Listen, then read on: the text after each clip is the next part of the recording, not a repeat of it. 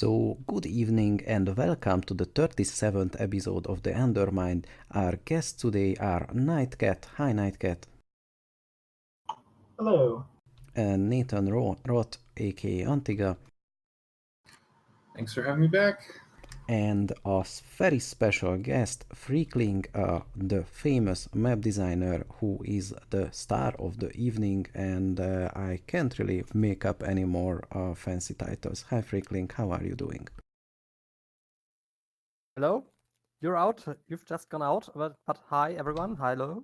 Oh, okay. So that's a little bit unfortunate. So I just said that you are our special guest today, and basically the star of the show.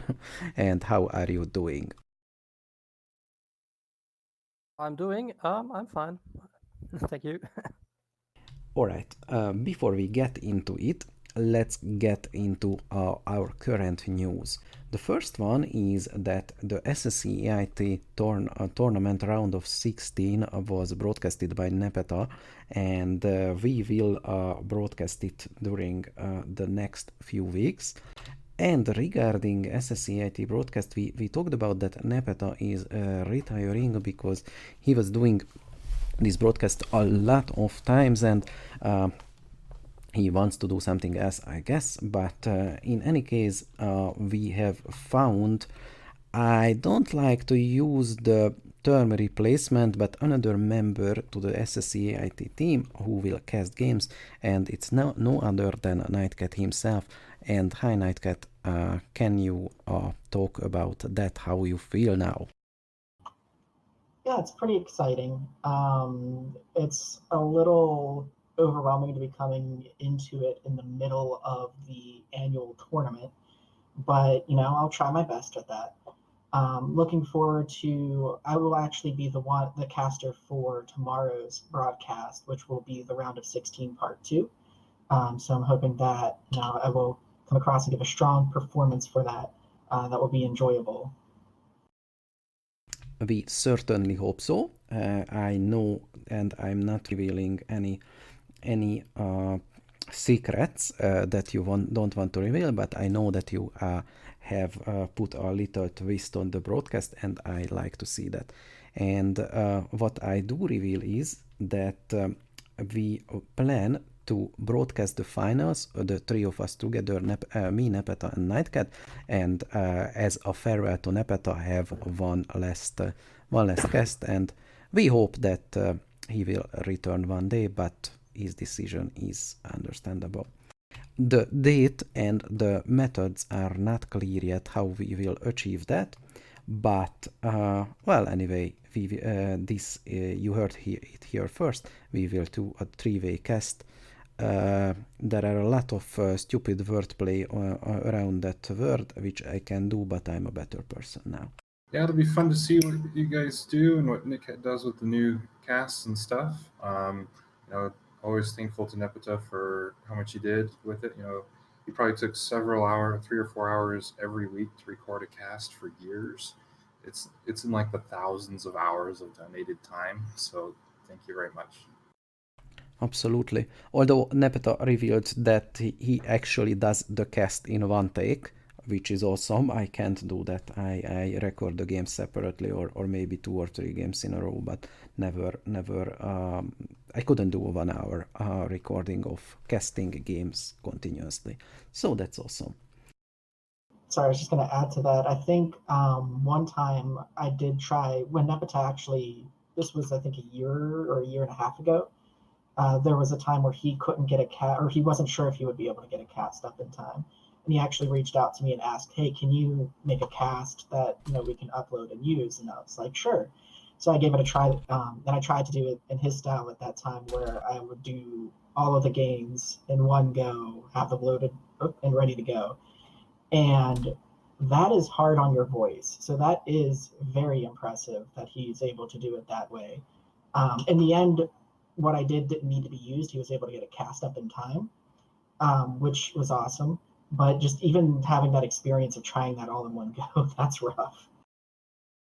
Yeah, I don't know how he does it. I would just dry out my throat and become like a skeleton voice or something. And moving on, the last great news. Well, it's not a secret anymore. You saw it announced that me and Antiga has been invited to the Pylon show and will be on very soon. So stay tuned and watch that as well. And I'm for one very excited to shed a little bit of light to this community. Yeah, it'll be fun. Looking forward to being on and getting to talk with everyone. We'll be on video too, so we'll have to scare everybody. Oh yeah, the great face reveal.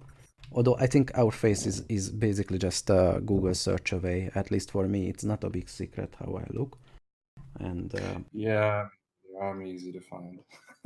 yeah, but still, it will be video and spooky, scary Skelecast. Yes. No, then I have to disappoint you. I'm not a disembodied floating overlord with my tongue out. And now that was the news. Well, no, there is one more thing. There is the Torch Up tournament in 2 weeks, February the 1st and 2nd. And it will be in the FOSDEM conference in Brussels, which I will be attending personally. So come and hang out with us, not just me from this scene. Come and hang out with us. It will be a great, funny endeavor. Yeah, there's a bunch of stuff going on. You're going to that. I think several of us from the community will be at AAAI in New York City, the academic conference on, I think it starts like, what is it, February like 3rd through like the 9th or something like that. But if you look it up online, if you do plan on going, get a hold of us on Discord. I think we're all going to go out to dinner. All of us AI people. That sounds like an oxymoron, AI people, isn't that? Like you are androids or something. We were trying to become one with the machine and sort of been failing, so we're going to try and improve that. We've got Detroit Become Human happening here. Yeah. And now, finally, to the issue at hand. Freakling, you've been a well-known figure around the Brood War community for a while now. Can you tell us about a little how did you get into Brood War and map making in general? Feel free to go on at length and don't constrain yourself. Well, how did I get into it? I've been into it since the game came out, so yeah, that's a long time. And I got into map making because maps just generally sucked back then, to make it short. So yeah. And well, yeah, that's your it's been a list of long- maps. The list of maps that you've made is really impressive. I'm trying to think of ones that I know well, like Eddie, Roadkill. What are some other ones that people might recognize? Well, of course, Eddie Roadkill, yes. Those were the ones that Blizzard used for their ladder and KSL. More recently, Trespass, which I made for Blizzard ladder, which was not so successful or not so balanced, but well, okay. And of course, now I just made it into ASL for the first time with it's a map called Inner Coven, and it's a bit different. Have you seen it? Yeah, I've been looking at it. It's very interesting.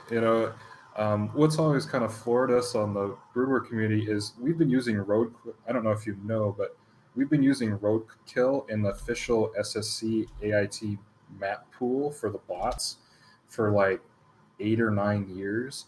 And so there's probably been well in excess of like 1 million bot games played on that map that you made. An older version, probably yes, but yeah. Yeah, but It's actually a really old map. I think 2012 or something probably. It's been on NiteKat for a very long time, so yeah. I guess yeah, that's where we picked it up. yeah, because the original map pool got selected back then, and it's just kind of stuck. And so it's just seen an incredible amount of play on the AI side, probably more than humans ever played it by a factor of like 1,000. It's just That's crazy. probably true for every game that's played by AI. Every Yeah, map. yeah, because it just keeps, they play a game every 20 or 30 seconds among the different ladders, and they run around the clock, right? So it's the numbers played are just insane. So I don't know. I've got a bunch of questions for you about maps and stuff. Um, so if it's all right, I'll just start working on my list. So I got to ask you about gas on the left, um, and the inefficiencies caused by that. So left of like the command center, and why that was retired from maps. Gas on the left should actually be all right. It is okay. So for basis, well, it's we in the foreign web community at least it's known as the gas issue, which is about imbalance in gas binding rates, depending on the position of the geyser relative to the resource depot. Well, your hatchery. So what has been found out years ago, probably 10 years, probably more than 10 years ago, is that geysers on the left and on the top, directly on top or to the left, well, there's two positions to the left, obviously, which are pretty much equal, gives you a basically full mining rate. Like you can mine little bit over 300 gas per minute, per game minute, from a geyser with 4 workers, for example, which is then the maximum mining rate. And you can get that or almost that with 3 workers only if the geyser is directly on top or to the left of the command center, with some minor differences depending on race, because of course different races have different collision sizes of their resource depots and of their gas gathering buildings. So that can make small differences, but in general those positions work fine. And if you pick good positions, otherwise you can get maybe 270 gas per minute with 3 workers. So that's a deficit of 10%. If you don't pick your gas positions well, you can go as low as maybe 240. Which is actually some of the maps. Let me see. I think Icarus, for example, has some very bad ones, some very bad natural positions where it's very low. And then obviously you'd need 4 workers to mine at full rate. So that's why generally main geysers are always either on top or to the left of the starting position. Yeah, it's interesting. When you start using bots and analytics, you start seeing these little changes on the map. One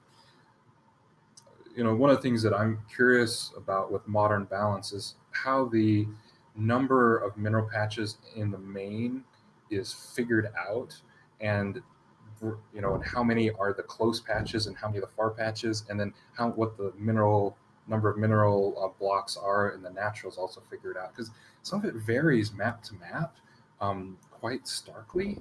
I don't know if you can speak a little bit about why. Don't know. I mean, mostly you have 9 in the main and 7 at the net, and then like 6 to 8 at other expansions. It doesn't really vary wildly, I think.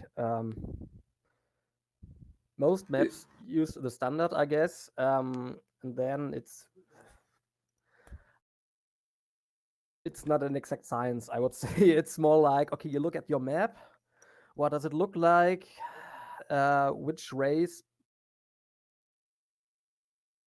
And I remember that they are more or less the same number of mineral patches than we had in the stock maps when Brood War came out. At least it seems that way to me. Maybe it's just a tradition that carried over?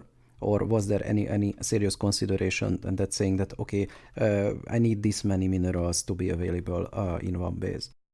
How, like, it seems to me that the maps that Brood War came with when it came out contained a certain number of resources and mineral patches, and that amount was basically carried over during the game's lifespan. Would you say that's a correct assumption? It really depends on what maps you look, I guess. If you look at the original Blizzard maps, well, those were all over the place, I think, with very, very weird and inefficient, mineral configurations. And, well, if you look at the basics, basically what's the standard at the time, which is Lost Temple, I guess, that would have 8 mineral patches in the mains, so that's actually a bit less. It's a bit lower economy than today.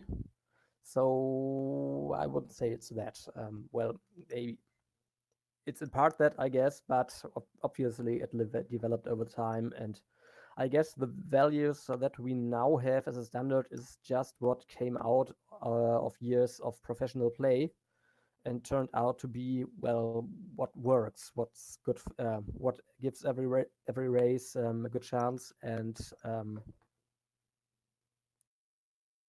everyone's using it basically with minor variations.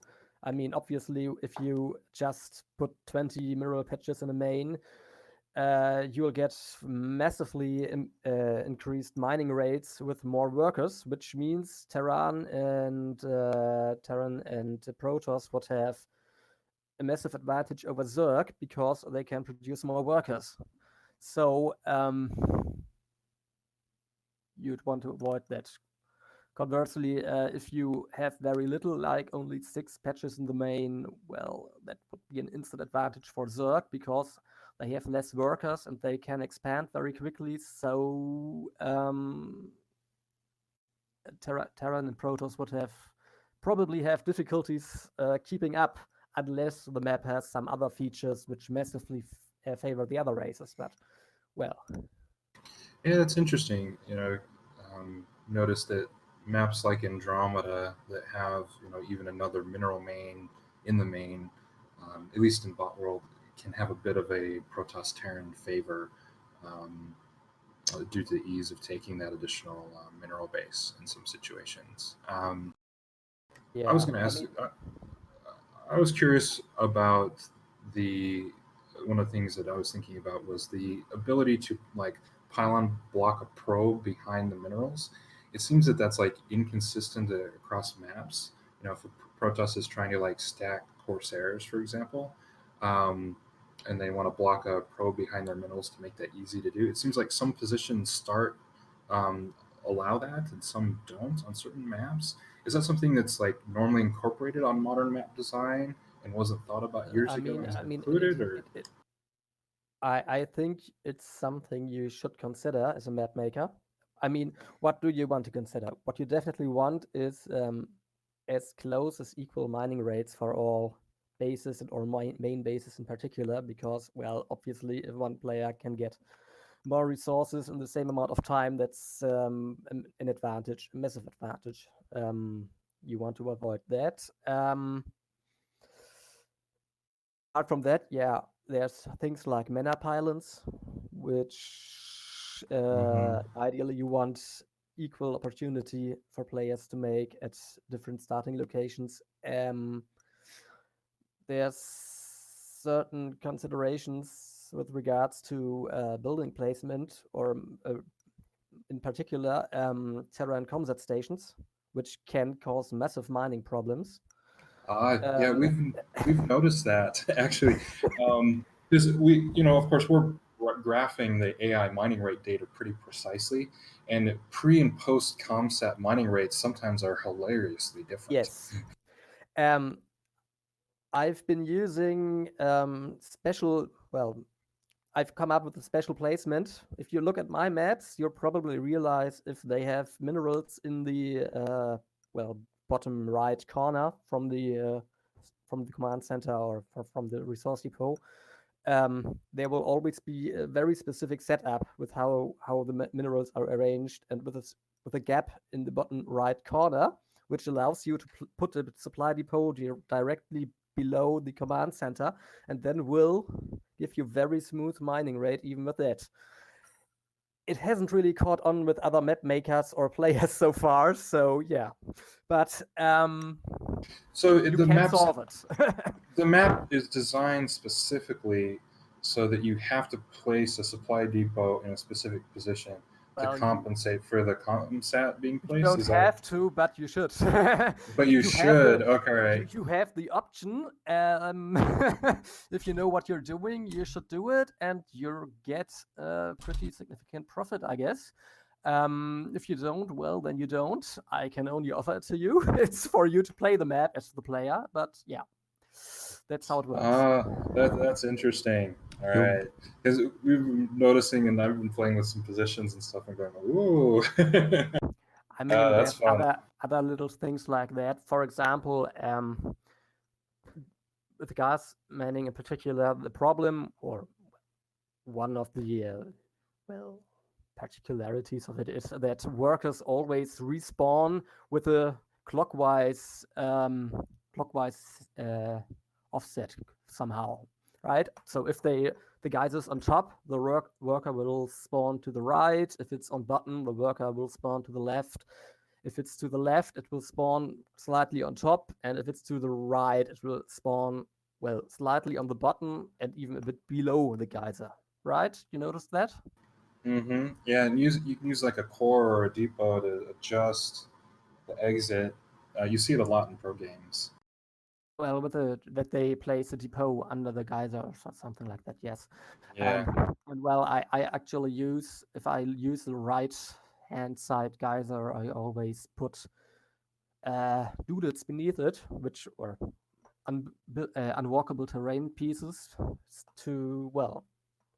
because that actually shortens the travel distance quite a bit, and speeds up mining for those geysers, and thus reduces mining rate differences. So yeah, it's little things like that that I figured out over the time that can really help with resource balance.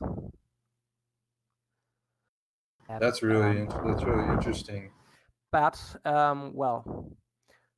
as to how I actually set up mineral lines, it's mostly experience, I guess. I can picture in my head how workers will travel. I can look at the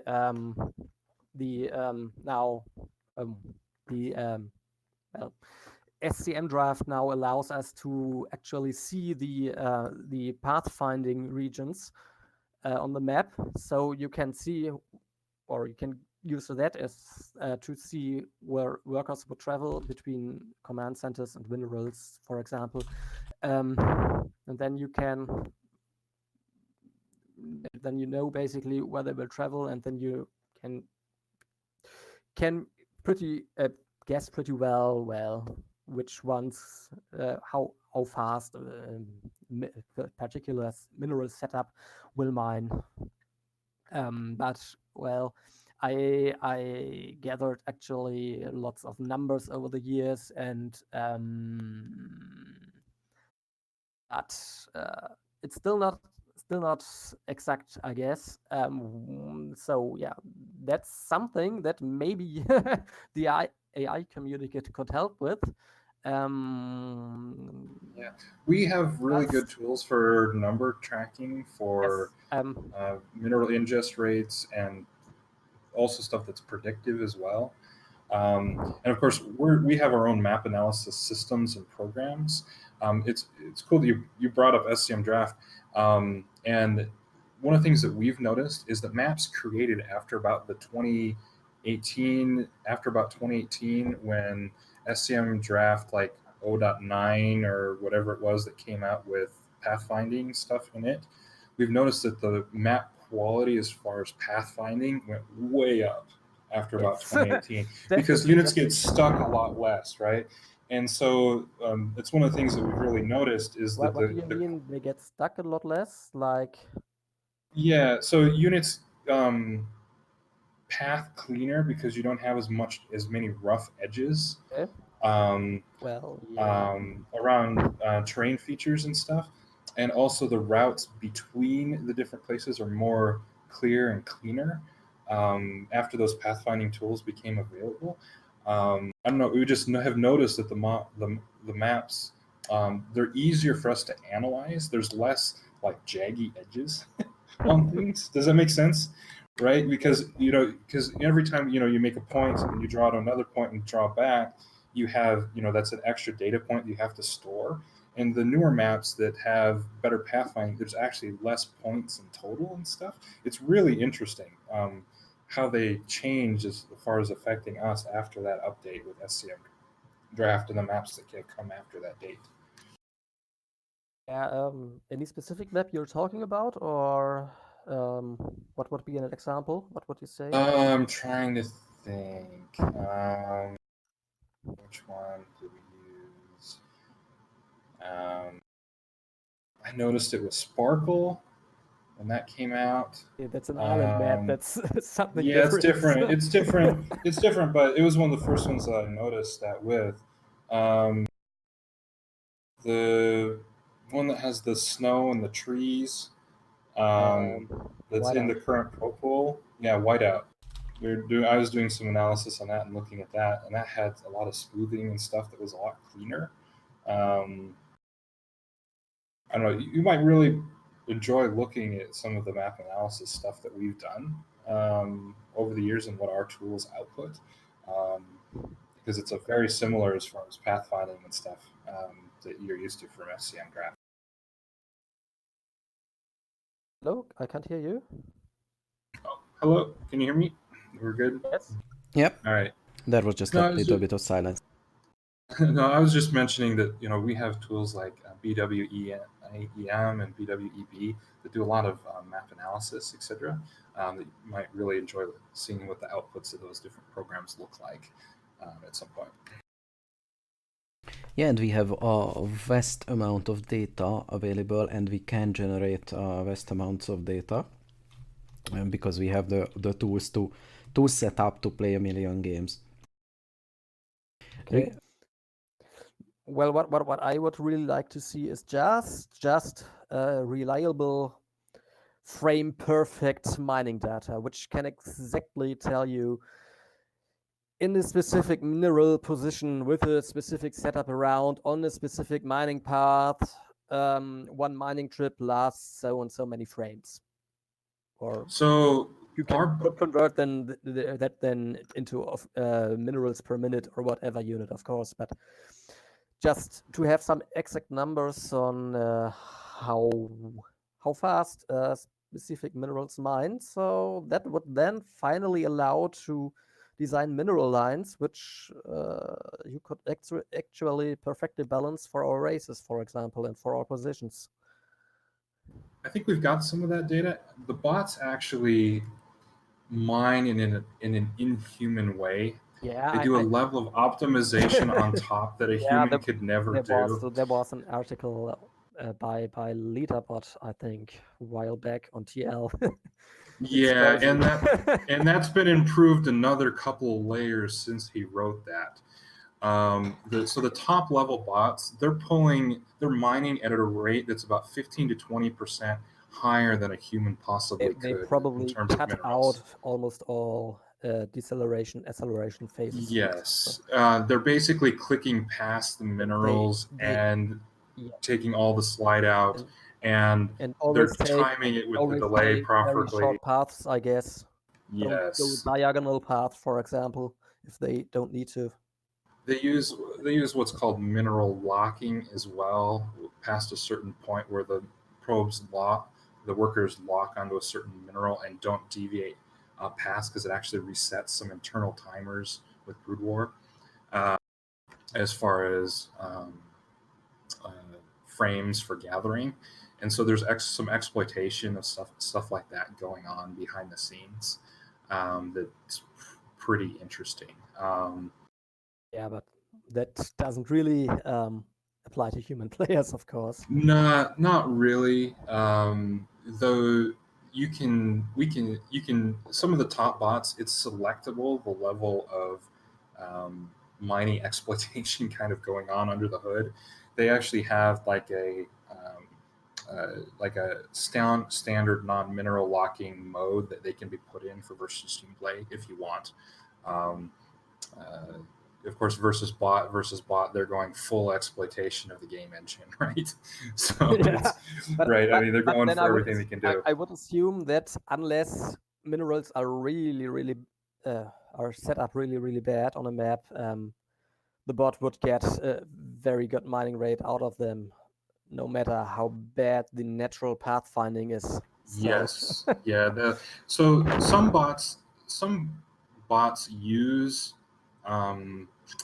pathfinding, but actually pathfinding for minerals, I only think of maybe one bot that uses it for minerals, because controlling each individual worker with pathfinding is extremely computationally expensive when you start talking about huge numbers of them in terms of APM and what CPU exactly power. do you mean that they So that the workers also consider the pathfinding regions in right. Well, so Yeah.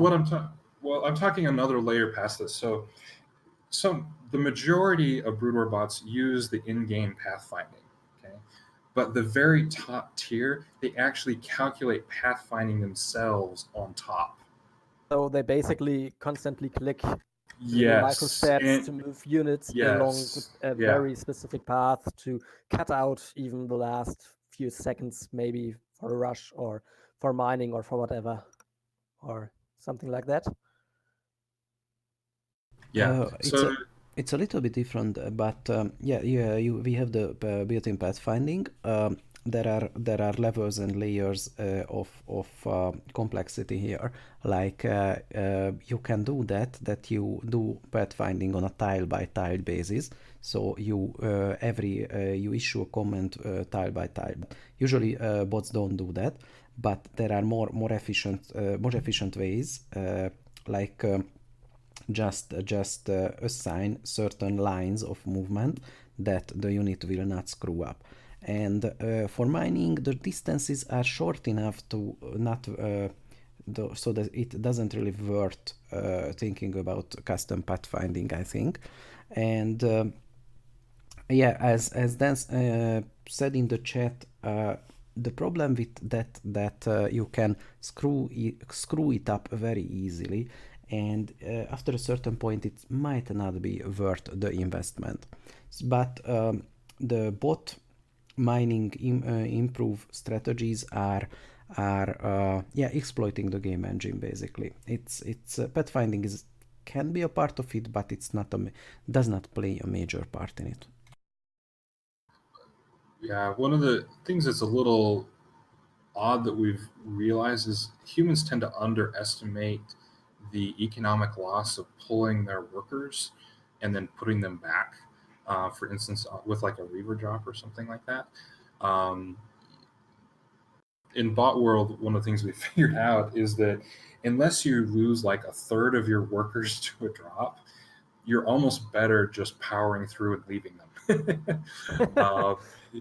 Because the bot's ability to remake workers and the cost of pulling them and resetting them is so high that we tend to think that humans underestimate the loss by doing so. At least the bot could perfectly split them again after sending them back. So yeah, and that does one help. major loss factor cut out, but okay, yeah. Yeah, and so actually a lot of the higher level bots um, they often don't retreat at all. I mean, a bot could probably from base. retreat a single worker away. That's the target or something like that. So, but yeah. Yeah, it's pretty interesting. So when you make maps, do you make like a half and then mirror, or do you make the whole thing? What do you mean? Like, do you make Like half of a map and then use a mirror function to like double it over so that it makes a whole map? Generally, I use mirror functions only for the rough layout, and the details I then do by hand. There's, of course, another problem with the mirror function, or with the way maps are processed by the game, which is that the bottom row of tiles is basically missing from the map in game because it's unbuildable, it's unusable, right? Oh. Mm-hmm. Yep. So yeah, so your map Y dimension is effectively one less than the actual map dimension. So one thing I do is, for example, if I do a 128 square map, I start it as 128 by 126, then use the mirror tools, and then extend the map to the full size. Because that way you get extra terrain on the bottom, which really helps you to equalize sizes on the bottom part of the map.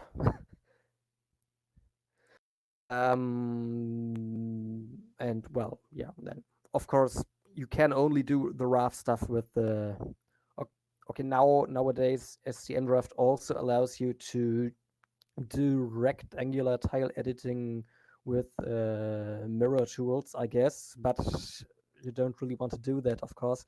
So what I do is I do the basic isometrical stuff with the mirror tools, and then do the rest by hand. I mean, once you start putting in things like ramps and stuff, mirror tool won't help you anymore. So most of it is. So about ramp selection, what kind of goes into it? We've noticed that, of course, some of the older maps have black holes, which I'm sure you're familiar with. Call them black holes. Yeah, that's what we call. I call them Swiss cheese. Okay. Or well, That's a good or term. just jungle maps are Swiss cheese. Desert ramps are just complete mess. But yeah, The top west, the top mid fighting spirit base, that west ramp is notorious. You mean that the vortex? The vortex, it just sucks up units, and because bots do some weird, yeah, that's a little not more a ramp exploitive issue with though. that. That's a pathfinding issue. Oh, okay. That's So that's what in case you causes don't that know. exactly? What? So what causes that exactly?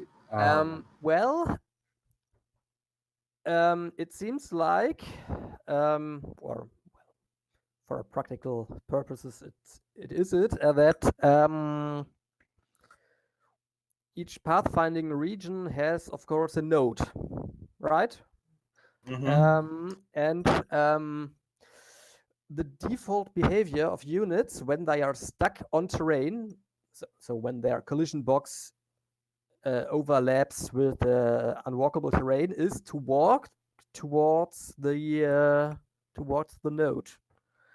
And now, if your node is on terrain that's unwalkable, or at least partially unwalkable, then you got a problem. If you have a unit that's big enough that's stuck on the unwalkable terrain and then walks towards the node, it will just constantly walk in place, and every other unit in the vicinity will, of course, do the same.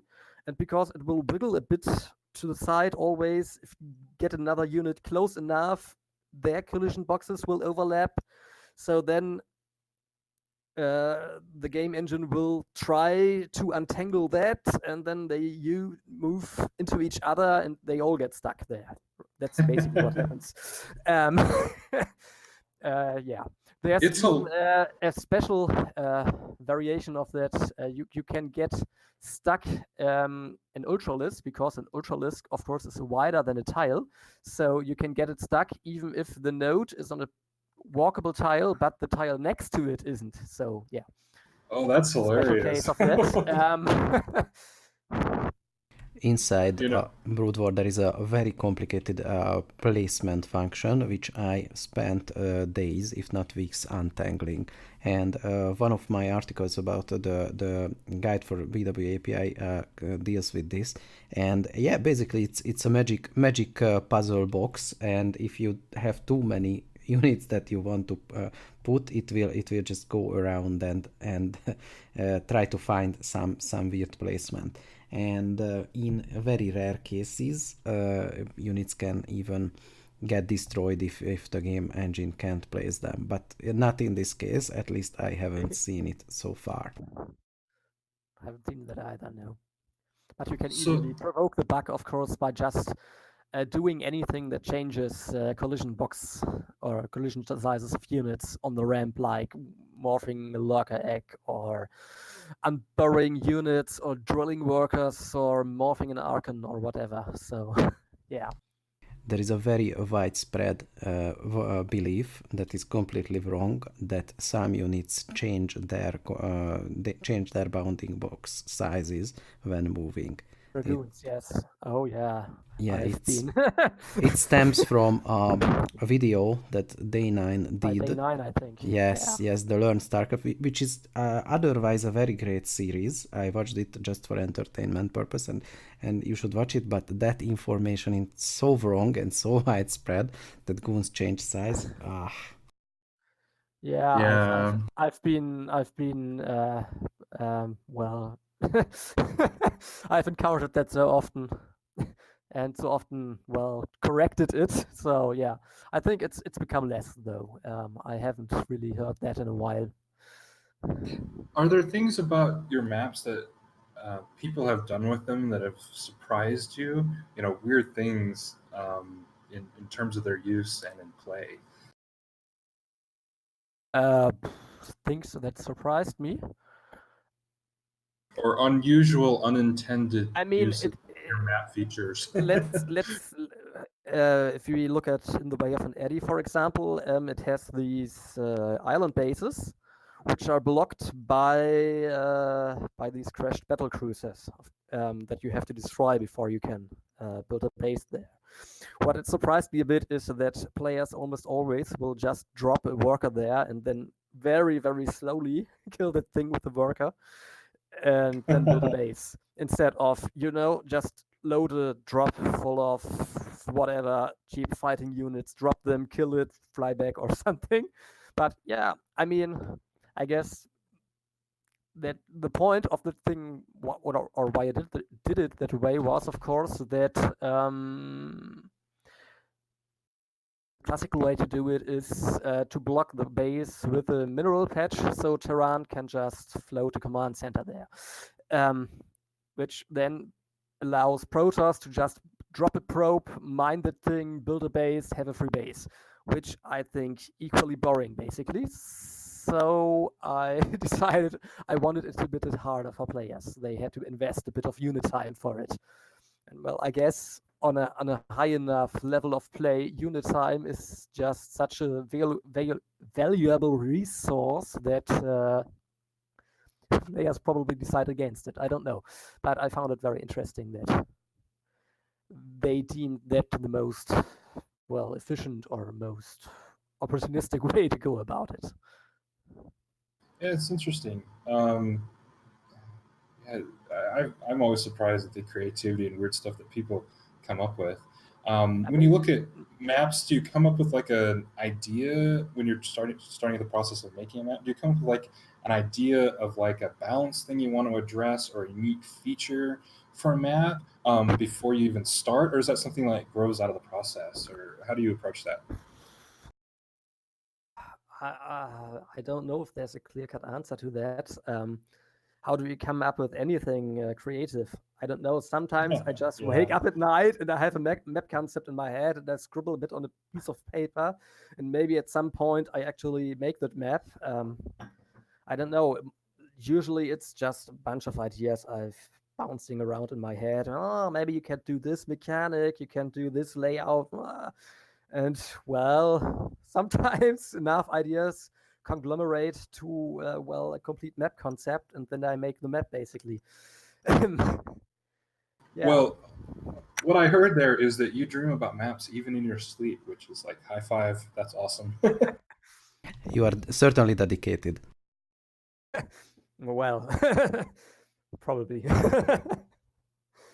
So, do you work with like the Korean map making people? What's that relationship like with the Korean map making stuff and the leagues and all that? How does that function, or what are those relationships like? Well, the problem, of course, is the massive language barrier. But well, seems like Africa TV is right now making a real effort to change that, or to get new maps. Basically, I guess that's their motivation. So this time they actually held an open map making contest before for the next ASL, which I won, and well, now my map is in there. And well, what's the process like? Yeah, of course, the map won. Then I had some time to make an update, and then there was a little play testing. Well, not a competition, like they played some team melee games on it and gave some feedback, and then I completely changed the map and now it's in. That's basically how it worked. Do you find one of the things that we talk about on the AI side especially is that players' impression of what the bots need versus what the bot authors know about the bots and can do are pretty different. So do you find the player feedback accurate or helpful in a way, or do you kind of have to like split in half and ignore about half of it and then kind of implement based and filter it all? Well, first off, it can be very hard to get any meaningful feedback at all. Most of my feedback is actually watching the games played on the map. So yeah, well, there's different kinds of feedback, of course.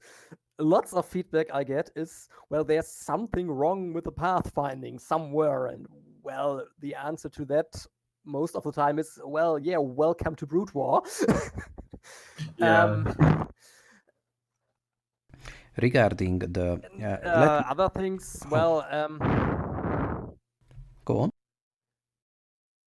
If it's feedback like, okay, there's a base that's not mining properly or something like that, okay, and that's usually just an oversight, or I haven't even done that yet on a map, so that's not so helpful. There's also sometimes feedback in the form of, well, you should do this, which is okay. Why, right? But generally, it's always helpful to get feedback, of course. It's like always good if the feedback kind of addresses, okay, I think this is imbalanced because of that. I think this strategy would work too well. Maybe you should therefore do that, or something like that. If it has some thought behind it, that's always good. One of the things, of course, we have really accurate base-to-base distance data on maps, and of course, there's kind of a range, and the range can be really huge. Certain positions on Python are extremely close, and base-to-base on benzene, the base-to-base distance is extraordinarily massive, right? So what's your kind of thinking about base to base rush distance? Kind of talking about the differences between 2-player, 3 and 4-player maps and things like that. How do you decide on a rush distance? Because it's one of the things that I so don't crucial exactly, to a map. yeah, but I don't exactly decide on a rush distance. Sorry, I don't sit down and say, okay, I want a map with a rush distance of like 33 game seconds from main ramp to main ramp or something like that. That's not how it Mhm. works, I guess. You have a layout, and then you think, okay, to make that work, what do you need? Or how can you avoid basically to have too short rush distances? That's probably what comes up most often. For example, in a Python layout, like where you have these close ground positions which are very close together, and well, what you could do in that case, for example, is put an obstacle in between those close spaces. For example, we now had a map with a similar layout in the last ASL. What was it called? Remember? I have to look it up. Well, It's okay. So Which you can add basically like a did exactly doodad or that. something It to was make a it longer. Python layout, but it had a bit of a barrier in between the bases, which of course helps with rushing distances. Well, Is 2-player there maps generally have a longer distance, I guess, or maybe should have a longer distance because there's just one position to scout, for example. So if that distance is too short, then well, players could abuse that really heavily. So I guess if a map like Benzene, well, obviously the long rushing distance is due to the layout, of course. Like look how the main and natural are arranged. Basically both against the side of the map, and then you move further along the side until you then take like an S-shaped path through the middle. That's of course the most indirect pathfinding you can get on a map. So that's very intentional, I guess. I think that sometimes when the map distances are really long like that, um, it encourages two things really heavily: really economic openers and super aggressive proxy cheese. Yeah. And so you end up with this dichotomy that I'm not sure if it's healthy. Where one side wants to go Nexus first, the other side, wants to go like proxy barracks. Because the distances. It's interesting. That's just the interesting balance between aggression and defense that you basically have in StarCraft, right? And if you have a 2-player map, of course, proxy tactics, even blind proxy tactics without any scouting are, of course, an obvious thing to do. And well, what you can do against that, of course, is make everything unbuildable. But you probably don't want to do that either. So it has consequences. Is there like a minimum rush distance that you have in your mind that you say, we just don't go below this distance when you talk about map creation? Well, I can't give you a game second duration, but I would say Python is very, very short, right? I wouldn't go below that. In fact, if I would have to redesign Python, I would definitely include some more obstacles to make it longer. Yeah, we've noticed from the bot map pool, those two closed positions on Python are the closest distance in the whole AI bot map pool. That's due to the layout, of course. And even like what can you really do with the Python layout due to the symmetry? Well, you will get basically, if you do it really symmetrical, you'll get all the naturals basically at the center points of each side of the map, right?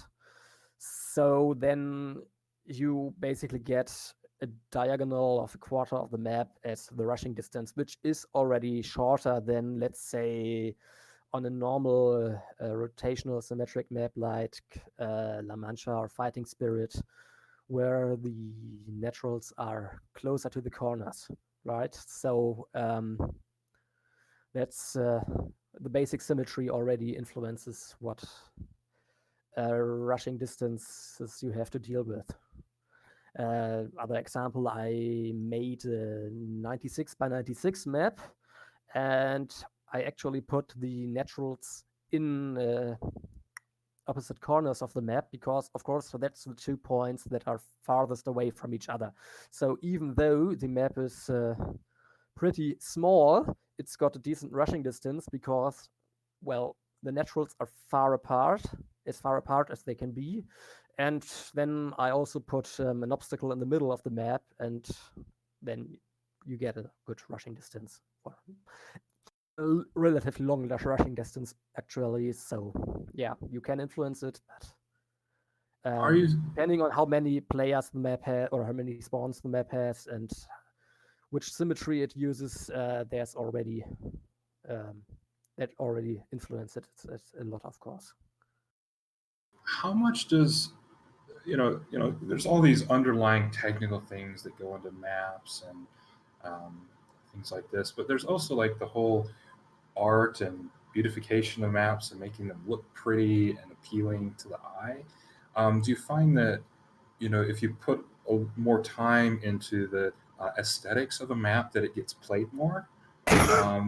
Does that make a difference in your estimation? Like, or do players just choose map based on technical thing? I think humans aren't really that way, but I'm curious on your feedback, of history of map making.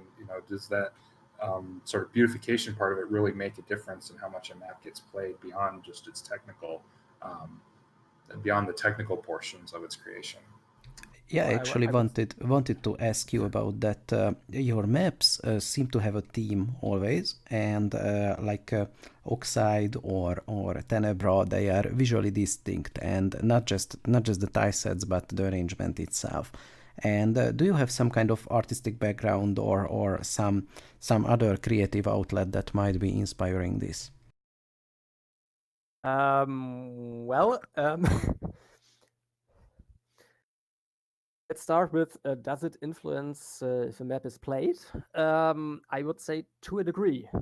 Of course, if a map looks better in a picture, people will probably think it's a better map, right? They're more, or if it has more decoration, it will look more complete, for example. So they will probably be more likely to pick it up and try it out, right? Apart from that, well, let's look, for example, at the old Casper maps, as at many of the new maps that are made now for ASL by the same old map makers that already made maps in the Casper days. They usually have very minimal decoration, actually, right? Like It's Andromeda is like or in Circuit Breaker are unbelievably blank in some way. Yes, there's a lot of spam of the same tiles, for example, on the high ground to make it unbuildable, right? Or even on the low ground, everything is symmetrical. There's just small patches there, here and there. The mains is all one terrain. Suffices, I guess.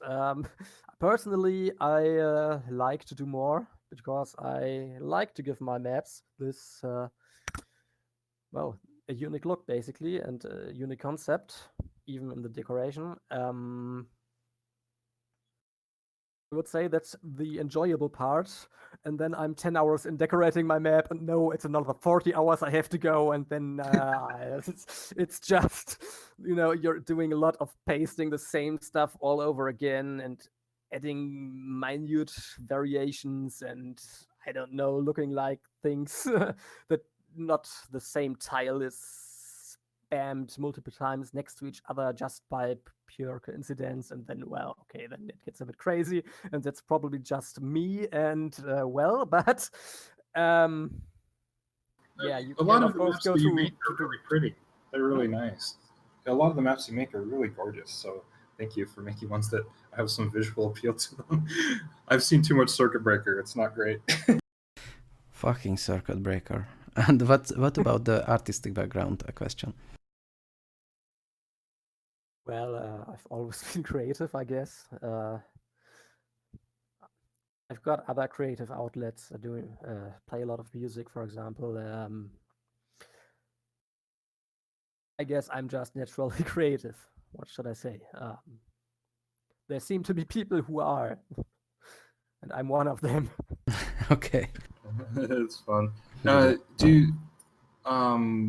goes in with like critters? Because I've noticed that like when you look at the pro maps, some have like there's not a critter anywhere to be seen, and some have like tons of them. Is there something going on, or does that all feel, or is there any technical consideration that goes in with having lots of critters? Or Well, I guess mostly maybe there's different things. I guess critters might and might not fit your concept to begin with, right? So, like I have a map like Roadkill. Well, conceptually, there has to move something around the map, of course, right? right, yeah, something needs to get run over. Yeah. But for the same reason, you might omit all the critters because they've been run over, right? Well, there's lots of skeletons on the map, so well, the idea of Roadkill, it started actually out as, okay, I want to make a map with one of these giant skeleton dudes in the middle, and that was it. Basically, that's what it all came from. But yeah, some of the newer Korean maps used critters, invincible critters, actually, to block little holes in between terrain that otherwise units could be dropped into. I personally don't really like that kind of solution. You could just as well put a dudet in there or any other kind of unwalkable terrain, and then not have to deal with all those critters, which accidentally you could click onto with, for example, your Mutalisk stack, which would then cause the Mutalisks to slow down and destack or whatever undesirable behavior.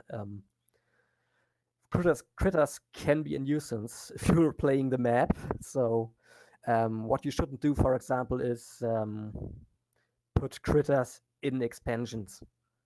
Particularly not in expansions that players want to take quickly, because then you have those random critters blocking your expansion, which is actually not just an annoyance, but can be a real balance issue, of course, because players get randomly denied or delayed in their expansion. And if you do that, then put the critters on light, 5 health points, so a worker can kill them with one attack or something, because, well, you don't really want to annoy players, right? Right, and anything that adds a randomization function to a game is not really appealing. It's not really desirable, no. Yeah, at least not in a melee map that you expect players to seriously play on. I guess if you design an FFA map or FFA map maybe not too either, but a campaign map, for example, something like that, then that might be different. But yeah. I remember the map when that was the appeal, that it was full of critters and you actually had to expend a considerable APM killing all of it. I don't remember the map name, but wasn't there an old Blizzard map that was just full out critter spam all over the map? Yeah, and also other favorite is something called Dark Forest or something, when it was full of trees and you basically didn't have any kind of light of sight. Demon's Forest or Demon's Forest, yes, that was it, I think. That's just hilarious, but what's the most wrong thing about that map? Well, yeah, I mean that's a typical example of two things. For one, of course, you can really overdo an idea, right? I mean, there's nothing wrong with putting these kind of tree dudes in there. They have some interesting properties, of course. They block vision. At the same time, they offer a cover to units, so reduced hit chance. And okay, the third one is maybe a bit annoying, but they actually limit how smooth units can move through there because they are partially unwalkable. So that's 3 effects you have there. And well, the combination of offering cover and blocking vision is of course pretty interesting. But if you do this and spam it all over the map and get this bad unit movement with it, then that's a pretty bad map actually. And of course, the other thing is back then we couldn't yet see pathfinding regions. So of course, if there's unwalkable terrain all over the map, these vortex bugs, which we talked about earlier, creep up basically everywhere, right? I think that was the reason why the map was then promptly removed from competition, because players just laid some mines or moved an Archon or something, and suddenly they had half their army stuck somewhere, and well. Yeah, it's not so But great. I'm actually working on a similar concept with much less trees and of course without vortex bugs right now, because well, now we can. So yeah, maybe there will be something bit in that direction shortly or at some point. Not sure yet. I have too many concepts to work on. Yeah, there's so much stuff. I'm just thinking through my head. Things that I'm curious about. So, I'm really curious about high and low ground, sort of flat mains and high mains and ramp width.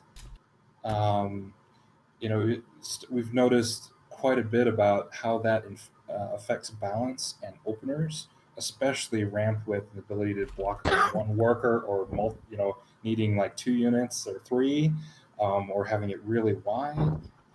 What kind of goes into that in your world for map creation? Well, I mean, basically that's, or at least originally, that's of course given by the game, like how Blizzard released it, right? They made the original ramp do that, and they have a certain width, of course, and the width depends on the terrain and the tile set. Like for example, if you have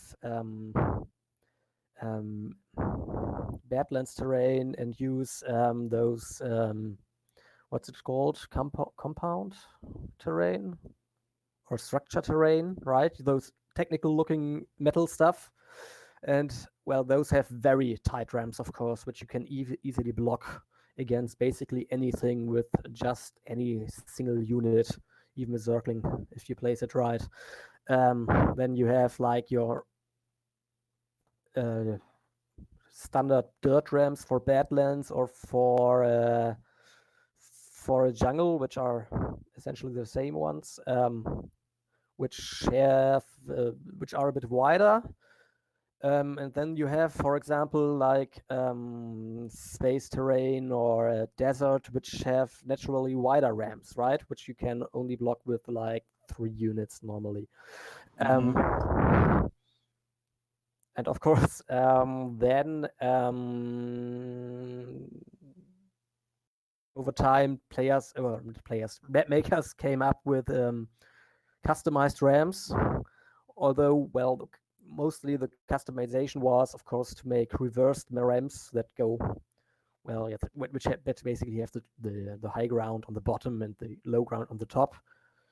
Because, well, originally the game, of course, had just ramps which were on front of a cliff, but not on the backside cliff. So those might vary in, well, let's just say the original ones that were created by Korean map makers in the Casper days and then used over and over again generally aren't very good and very balanced either. Like if you look at the space ramps, for example, the normal ones they are significantly wider than the reversed ones, right? So yeah, it's interesting. The basic decision how wide your ramps are depend on the terrain and tiles that you use mostly. And then, of course, you can start to customize that stuff, right? And at least I always try to make RAMs as close and similar as possible in all parameters, like terrain level, like where's low ground, where's the high ground, and the width, i.e. How many units you need to block them, right? Because that's got massive gameplay implications, of course. I guess you have to Now consider. we, of course, have a new thing in the game since patch 122. Blizzard added a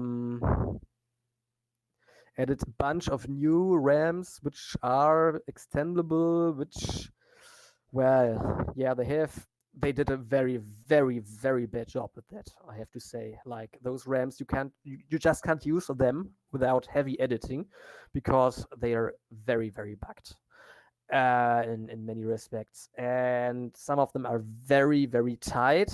Like now we had in the new Africa Star League maps now that were play tested. One of the feedbacks of players for the new space platform maps was that the main ramps are just too small, too tight, right? Too easily blocked.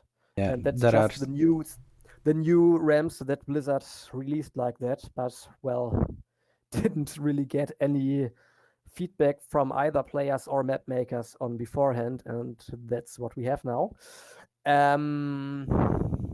So yeah, basically, you making RAMs is an art form all of itself for map makers, I guess. We've, being that we're still stuck on 1.16, at least in the short term, obviously any map that has the new ramps on it, we can't backport and use in 1.16 bot AI competitions. So we haven't encountered it too much, other than just saying we can't use those specific ones. So that's really interesting that they weren't really an improvement. Couldn't you just like rip out the new terrain files from 122 and re-import them into 116 or something like that? Our That would be a really difficulties. cool thing to try. We've never tried it. That would be really interesting to do. And then we That's could do it. something that I'm considering doing because, well, if it's possible, because, well, of course, patch 116 still is the most stable testing platform to work on. Our difficulties with backporting stuff are mostly not technical. So there is a reason we didn't make the switch to remastered, and that's not that the team behind the interface is not capable of it. Yeah, but I guess what I'm talking about is just using the new texture files basically in an old patch. Should be possible, shouldn't it? Yeah, that'd be really interesting to do. We'll have to talk about that afterwards and see if we can come up with and maybe grab one of our engineering guys and help and see if we can make that work. Because then we could run the new maps in the 1.16 AI tournament environments, and we would love that. So. Oh yeah, that would be awesome. I mean, which you could certainly run some of the new maps either way, right? I mean. Yes, and we do. So, for instance, I have a tournament that's coming up that's starting AIST. That's this third season of it is starting registration starting the 1st of February, and the map pool for that is the last ladder season from the end of last year, and only one of those maps could we not run. All the rest of them we were. We're talking about ramps quite a bit. Okay. And sort of just finished. I think we were sort of finishing up that discussion, but just talking about maybe doing a texture from SCR back to 1.16. It's a demastered edition, as Dan says. Well, I mean, the easy way to do it, of course, is to design RAMs completely from scratch, like basically all like the ramps used in all Twilight maps, for example. Those are, of course, just made up of normal terrain tiles. Those are then also easy to balance, of course, because, well, you're just using normal terrain, which there's plenty of.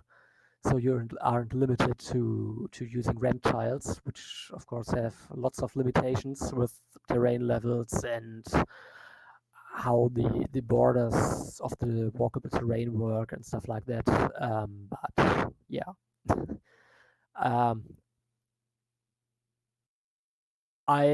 All the ramps I use are completely of my own making because, well, any ramps that anyone else has made turned out to be very buggy. So yeah.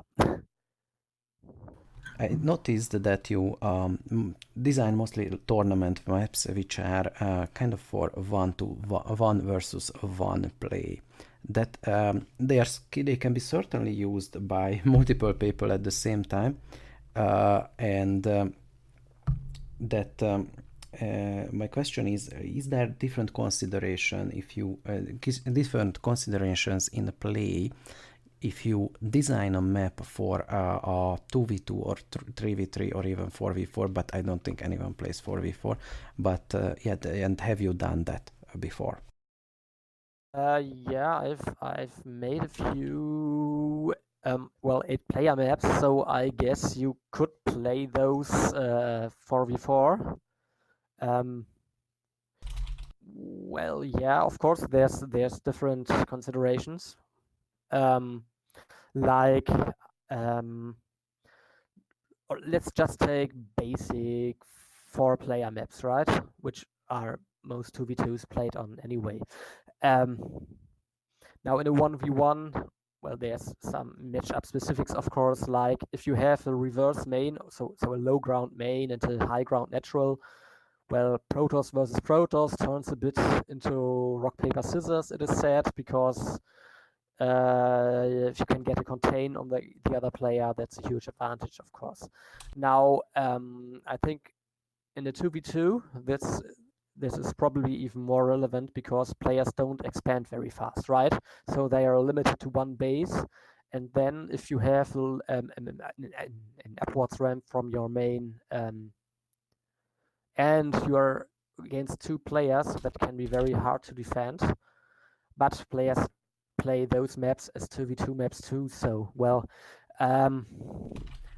of course, if you set out to design a map that's specifically made for 2v2, you have some different options. You can pick very different layouts, of course. Like you could make a map like, what's it called? Iron Curtain, for example, right? The old Casper map was used for 2v2 in Korean competitions a while back. That's, of course, a very different layout that doesn't really work for a 1v1 web because of how it's set up and how it's not really positionally balanced, for example, right? I remember Radovel talking about that map at one point. He was one of the better 2v2 players back in the day. Interesting, yeah. And I mean, if you design something like 3v3, 8v8, 4v4, and well, you don't really want to go big like 192 square or 256 square maps, like these giant FFA maps. That's well, you can get lost in basically. If you want to limit yourself to the standard 128 square format, then, well, just fitting everything in, of course, becomes the main challenge because you've barely got enough room for the mains, for the naturals, for a center where everything moves together, and maybe a couple of extra expansions somewhere in some form, right? So, I've played on even factor. I've played even on the No Hunters Free for All Abomination maps. That's the only word I could use to describe them. Where there are 4 256 by 256 maps like pasted together into this monstrosity. That those are crazy. I'm not Yeah. even sure how they do that. It must be like some weird exploit of the map system or whatever that they use to make those. To create those? No, that's just a standard size of map. Like 256 is the highest number you can go. 256 squared, and 292 is the number in between you can pick, right? Um, I think and it's then of four of course, those. I think it's four of those maps pasted together into one that's like, I know. 512 Yeah, by. there's a map like well, maybe multiple maps where four player maps are basically put into the same frame on a giant 256 square map, right? That kind of map. Mm-hmm. Yeah, those Yeah, extra large maps but seemed fun at first, but when you're in the game for 3 hours, it's not fun anymore. I remember I remember speaking playing of on 3 hour games, then yeah. remember playing on one. It was either a 4v4 or a FFA, it doesn't matter. And we of course we were kids and playing with infinite resources, so it was the big game hunters, like the biggest game hunters ever. And it's like just I couldn't send my units fast enough. I didn't even care because it was just a production nightmare. The other So problem with those map, of course, and thus that many players on the map and that many pre-placed resources and other units on a map and so on is of course so that they can actually max out, right? Then you can't produce any units anymore. Mm-hmm. How does I was curious about this. How does like map crediting work with Blizzard and like the Korean Pro Leagues? So if you have a map that Blizzard wants to put in their ladder, of course you made it using Blizzard's copyright and their game and stuff in a lot of ways, but there's also bits of you in there. So how does that like copyright and map crediting and Blizzard and pro map stuff all work out? What exactly do you mean by crediting? So like, so if I you get if if if you make a map and can they just pick it up and put it in whatever league that they want without asking you? Um, I guess they or could, yes. Why do shouldn't they they? normally do they normally ask or reach out if they want to use a map or They contact reach you? Or, out to me, yes. And I of course did some updates on these old maps because well, the maps like Roadkill and Eddie that were used, for example, those were like from 2012, 2014 or something. That was that was before we had a new STM draft release with, for example, pathfinding, right? Pathfinding regions, stuff like that. So there was a lot to be fixed in that regard, of course. Like I had procedures before where I did manual mining tests on the maps, very arduous work, and then rearranged mineral formations that didn't mine properly. For example, I even got as far as actually, do these little terrain edits that, of course, changed the pathfinding layout of the map globally. Yeah, you change something here and changes something all over there on the other side of the map. It can get very annoying especially if you can't see what's going on, right? So I actually used that to balance my resource mining and other stuff even before the new STM draft came out, but you can imagine it wasn't really fun work to do. And of course, now that it came out, I did a lot of those updates. But yeah, now, yeah, have those you? maps were in the SCAIT map pack, of course, which is Mm-hmm. where how they became basically where you picked them up, where Blizzard then also picked them up, and they contacted me and asked about using them, and yeah, they then got in to the So when you release a map, how do you get it out to the community, encourage people to play it, and then get it into leagues? Like, how's the release process function? Well, mostly I just release it on Brute1Maps.net, post a thread there, and that's mostly it, I guess. I mean, sometimes I've had I've promoted some maps on Team Liquid, but really that's all I've ever done. I really didn't do that much to promote my maps. Aside from that, and even without promotion, you've gotten them picked up in a lot of places, so it's pretty awesome. yeah, I mean, Without having to promote. Only took a few years, right? Yeah, I guess. Have you ever had a problem with someone like stealing a map or pretending to be you, or like theft of, that and theft of a map that you've made or something like that? Really. Is that something that's happened? Really. No. I mean, we on Brute1Maps.net we always had a policy of not protecting your maps, for example. Whereas in the, for example, in the UMS scene, it's pretty common, I guess, to protect your maps or to corrupt it, to be more precise, so that others can't just open it. We never done that because, well, how would you go about that? What would you gain? Like, I posted it first on Brute1Maps.net. Like, what are you gonna do? Pretend it's yours? Like, it's laughable, right? How would you steal a map? It was mostly a concern in the pre-internet days, I think. Nowadays you can look it up who did it first.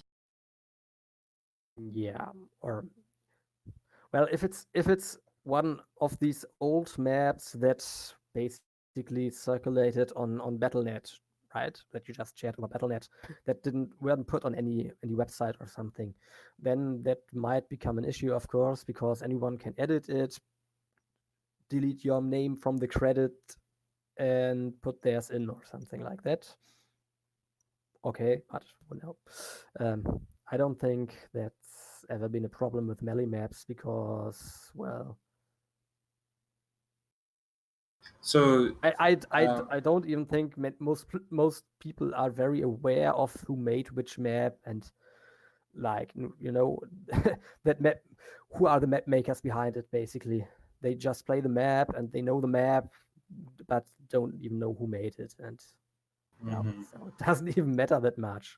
Do you always work alone, or do you have some people you consult on maps, or do you have some people who consult with you on maps? Well, of course, we consult each other on Brute1Maps.net. That's like public feedback. There's also some feedback sometimes behind the scenes. But, well, as far as working alone, yeah, most of my maps I've made alone. I've used concepts by other map makers. I've made I think you could say 3 maps of other map makers where I used their concept and made my own map out of it.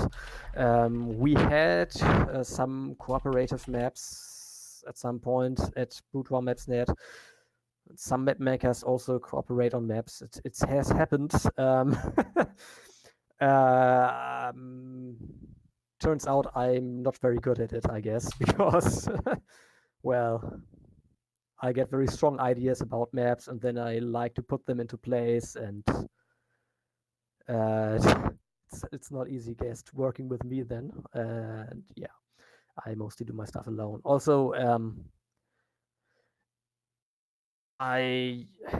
when I even start making a map, I already have a complete concept in mind. Usually, like all the layout, all the minute technical details, like how do I want to place the resources and stuff like that, and of course a deco theme that I want to execute. So, well, then I obviously I have to do it all myself because, well, dedicating that to someone else would be even more work. And yeah. Do you have nightmares about scarab pathfinding? Oh, why should I? Because I mean, it's the most broken. Of course, it's not more broken than any other pathfinding in the game. So it's the same pathfinding. So yeah, it's of course. I mean, players complain about it, but I think many players actually don't really understand how it works, and that if they actually target a target that Scarab can reach with nothing in between, then it will explode. It will kill something. Apart from that, well, the only very thing about Reavers and Scarabs that is really, well, it's actually a pretty big concern about in map making is the Reaver jam or Reaver freeze bug, or however you want to call it. The problem is that, of course, the Scarab is a unit which travels along normal unit pathfinding paths, and therefore the Reaver also uses that to determine its attack range. So ground traveling distance, not just the normal distance for attack ranges that other units use. So that can be a problem because, of course, the heuristic for ground distance can be very, very, very off in some cases, depending on the layout of the pathfinding regions on the map. If the Reaver is in one region and the target is in another region, and there's another region in between those, and the nodes of those regions are very far apart, even though those regions are actually physically close together, then the Reaver might think it's very far away and won't even fire a Scarab, or have to creep very close to the unit to fire the Scarab. And that's, of course, a major problem and one of the bugs that's very hard to avoid and to fix in a map, but you should really do it because, well, it's obviously very game breaking if it happens. And sometimes players do it on purpose. They put structures in such a way where they can retreat workers between them and cause that's Reaper another shots thing. to duds. Yeah, of course, but that's of course another thing. Something I wanted to ask. I mean, what you need, all you need to defend a Scarab attack is to bring one unit in between the target and the Reaver that blocks the Scarab from reaching the target. Right there, multiple techniques how you can achieve that. Like just pulling all your workers will usually work because normally it's not the last worker in the queue that's been the target, right? Or like buildings that prevent the Scarab from further going to the side or something will help too, of course, yes. But that's not really a thing that you plan out as map maker. Like, okay, I make my map so you have to place one building there and one building there, and then the Scarab cannot reach your workers. No, that's a level of detail that's left to the players, I guess. Yeah, that's interesting. So in bot world, we've kind of coalesced among the authors and people who've been into the stats side of it that probably among the maps that we use, that Circuit Breaker is probably the most balanced overall between races and matchups and things like that, and is very highly used for testing. What is your sort of opinion on, among the different matchups, what map is the most balanced? Because this is a very frequent question that comes up in AI development. Of course, we want the map that provides the most even, balanced experience across the board as possible when we're comparing really fine AI details and adjustments. So I'm curious on your input and your opinion on that. Well, it's of course a complicated question with no clear-cut answer, I guess, because balance is a very complicated topic, right? There's so much that plays into it. But I guess most players would agree, and the statistics on the map would also agree that, yeah, Circuit Breaker is very balanced, at least. Probably the most balanced modern map that we have right now, and the map will that's the main reason why it's been in there for so long, I guess, right?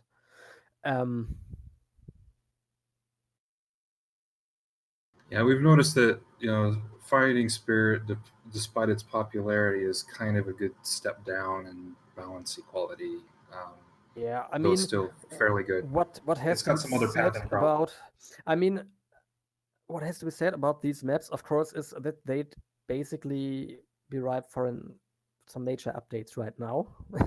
But no one really seems to be interested in that. So, well, they are kind of buggy and no one cares. I don't know.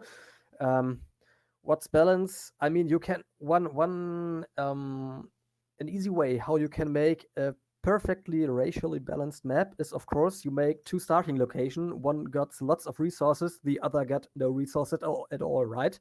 Then you play 100 games on it, and statistically, well, every race will win about the same amount, right? Depending on where by pure hazard they spawn. And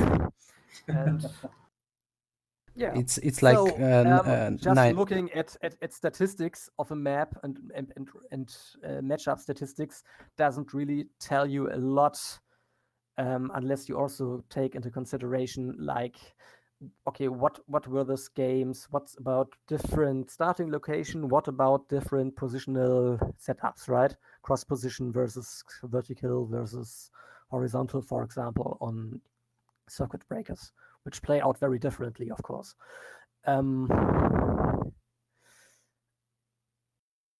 it's like nine Yes.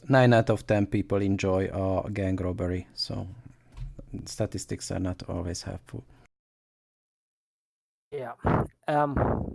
There's circuit breakers definitely has some issues, like, for example, take the top right main.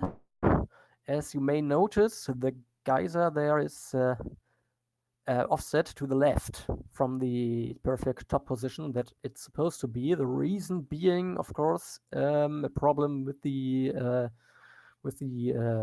pathfinding region layout that would otherwise lead to workers taking some weird diagonal path, which would slow down mining. So, well, that was the way to fix it back then, when no one really knew about or cared about, or when there weren't the tools to see pathfinding regions. Nowadays, well, it's a very simple fix. Like, you just change one little terrain or cliff edge, and that fixes it, right? You can put the geyser in the normal position. There's significant differences in mining rates from the natural geysers, for example, because, for example, the top right again, natural, has a very bad geyser position. There is actually near the bottom left main ramp, there is one of those river jams that I talked about, that we even have already seen in some professional games happen, like where Riva just wouldn't fire at a tank on the ramp. The ramps basically on the bottom, those are these old custom-made inverted ramps, which are very, very bad. They have very random distribution of high and low ground on them. There are multiple spots where you can put a unit and will basically go blind, like, have no vision radius because it's on a small low ground spot, things like that. Those are the details, yeah, right, that I think should be fixed. But apart from that, yeah, from the basic layout, of course, it's a standard 4-player map with lots of expansions that offers good opportunities for every race. So yeah, from that perspective, it's a very balanced map. Yeah. The complicated questions. Complicated answers, yeah. Yeah. Oh, and we're good with those. Of course, we're really into the technical side of stuff, and so we love the technical answers, because the stuff that you say gets applied and goes back into the bots, and people start using it and thinking it over and optimizing. Do bots actually consider, like, for example, terrain levels and other terrain flags? Yes. On the micro tile level and stuff like that? So Well, the so good you have ones already do. The good ones, yes, The good ones do. do. So they know Yep. exactly, okay, I need to place a marine right here, and then it's on high ground. It cannot be seen from the low ground, for example. Or Yes. Some of them yes. can do that, yeah. They Or can also there's exploit the tree doodads as well. only, yeah. Well, or cover providing tiles, technically speaking, Yeah, right? yeah. So you can just place the tiles without the actual tree, then you have them. But that's not been done in any. Or well, I've made a map like that, but it's not been really done a lot yet. Using terrain to your advantage does not cost any resources. So I think both Yeah. authors consider it a priority sometimes, as they should. All right, I have some kind of trivia questions for you. I'm curious, how do you approach balancing of island maps?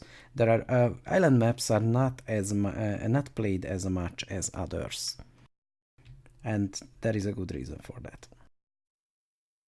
Sparkle actually is a bonus map being played in the Torch Up tournament that's basically starting right about now. So we're always talking about island maps.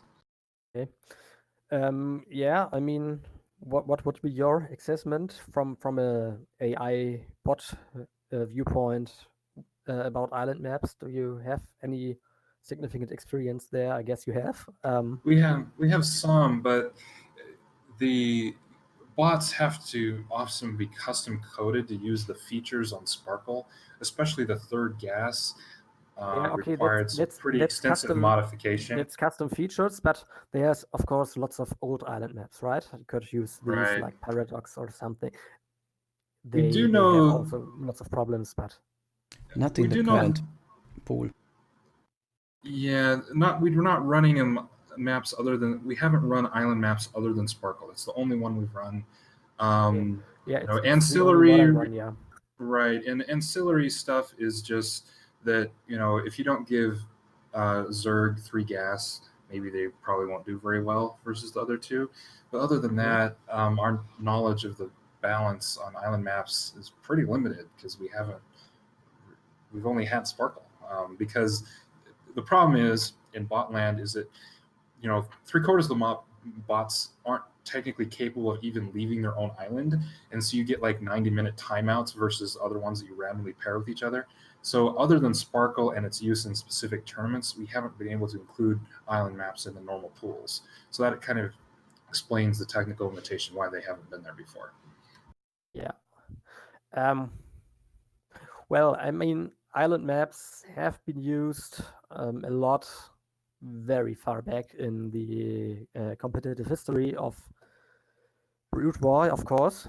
And they were then, well, completely phased out because they were deemed,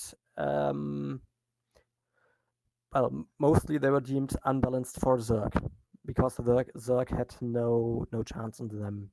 For a very simple reason, of course, that the Zerg is very, very gas dependent and can't really do much on just one base, right?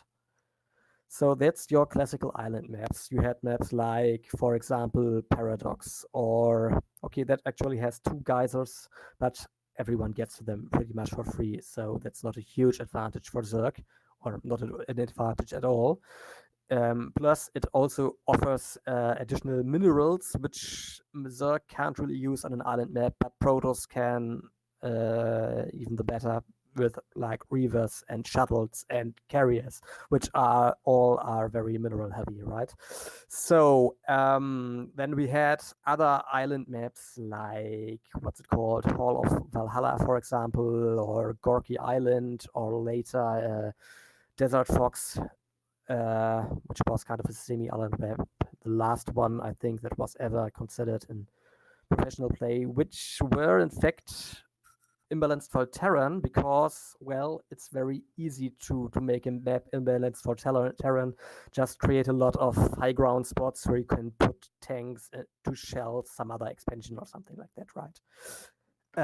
So, well, bottom line is, okay, everyone knew how to balance islands maps well, Protoss had an advantage on island maps, and it's pretty trivial to give an edge to Tehran.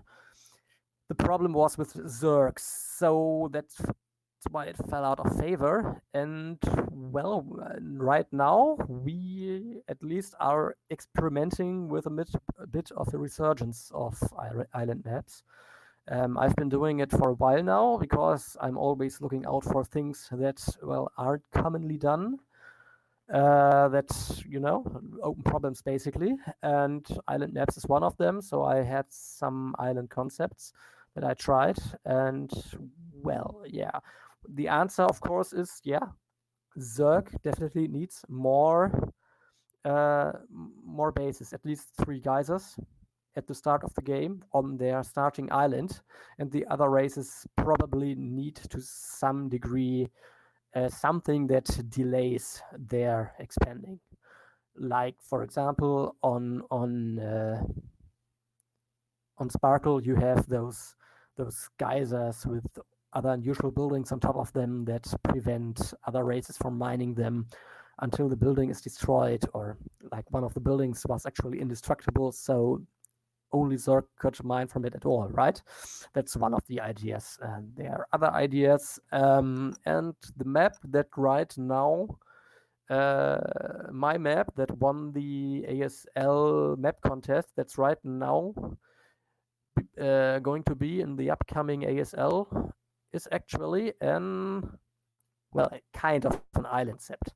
It's technically a ground map. You've seen it, right? It's technically a ground map where different starting locations are connected by ground paths, but players have to use island tactics to get around the map and to attack and stuff like that, because, well, there's only those small corridors and they have disruption webs on them and players just can't attack there, stuff like that. So, yeah, what's the bottom line? The bottom line is right now we are back in the stage of experimenting, I guess, and I wouldn't even say there's a clean-cut answer and a fully developed metagame on island maps yet to draw any final conclusions from. I personally hope that, well, we'll get more maps and that we're soon, hopefully, at some point, will actually find that magic sweet spot where island maps would actually work for all 3 races. And then maybe we have some island maps in all tournament map pools, which, well, at least it would make things more diverse in a way, right? You would have specific maps where only specific tactics would be seen, and you would only see those tactics on those maps. So I guess that would be an interesting development for, well, mostly for viewers, of course. Players might hate it, I don't know, but yeah, that's my stance on island maps. And now we interrupt our regular programming. An announcement just went live that the Pylon show that we mentioned will be actually today according to US time. It will be tomorrow in Germany time, which I'm on, but I wanted to share this with you. So in I think 5 hours, if I'm not very much mistaken, we will be on the Pylon show. So be sure to watch that as well. Which means I feel very sorry for you because you won't have any sleep this night. Yes, that's correct. We are actually on the same time zone, so you know my pain. Yeah. But it's a sacrifice I'm willing to make. But it's Sunday tomorrow. Yep. The least, day right? So going back to my not very imaginative trivia questions, did you ever design a map for a specific matchup, maybe for practicing that certain matchup, like this is a PvT map or something? Just a stupid example. No, not really. There have been some maps like that made. You can certainly find them on the Brutor Maps.net database, although there's no filter for specifically looking for them. So good luck searching. But no, because I don't know. There isn't really a place for this kind of map, I guess. Who's playing it? Like it would be a fun thing, but Just was, I like I just being said, a gamer, it trivia would probably be question. fun, but putting all the work into a map just to have like some fun games in one specific matchup, then what's the point, right? And well, what's the challenge? Because yeah, it's then if you only have to balance one matchup, that's actually pretty easy. Yes, I mean the upside is you could do some crazy things that otherwise you probably couldn't, because one race would just draw the shortest draw there and wouldn't be able to play on the map. But no, not really. You mentioned a database. What database are you referring to? BruteWar.net. It's Okay. It's basically the biggest still existing database for melee maps that we have, and Yeah. it's basically where the foreign, the non-Korean map scene has been meeting for the last couple of years, well, decades actually, well, but since like I don't know, 2000 or something, I don't know. No, not quite, but yeah, can find of lots of maps there. Yeah, it's an Mine, awesome among site. I others. can attest. I've been there a bunch over the years looking at stuff. Well, we have some, I think, viewer question things which we can pose to you if you're good with that. Yeah, go on. Do you think that neutral command centers are imbalanced or give too much advantage to Zerg on a map if they were to be placed like in the map center? Well, I mean, good question. We of course had the old map, Holy World, which had this feature, and there's this one pretty legendary. It's actually a PvZ game on it, where I think it was Zero used it against some Protoss. I don't remember, right? Used infested Terran drops to really dismantle the Protoss. So it definitely can be very strong. We now had another map by Jungle Terrain, who is another very awesome foreign map maker on ladder. It was Power Bond, right? Which also had a neutral command center in the center, which I think he put there mostly for shiz and giggles. I don't know. I don't think he really meant it to be a major feature, and I don't think it was. I mean, I saw some stream games on it where Zero did actually use it with some effectivity, but apart from that, it definitely didn't. No one complained about balance there, right? It's of course another interesting feature which you could put on an island map. For example, I made an island map which I also submitted to the map contest, which even got qualified for the second round, called Flight Path, which also uses different, new ideas for island maps. And one of them is that you have a neutral command center spawn at the it's a 3-player map, and there's of course one free spawn in every game. So I arrange it in a way that spawn will have a neutral command center spawn on it. So yeah, that could be something that could help or give at least a small additional edge to Zerg on an island map. But at this point, I don't really see that it is absolutely game breaking at a huge advantage. With a little caveat, of course, that basically we don't have enough data points to say for sure, because very few maps actually use this. But the newest map that was widely used that had this as a feature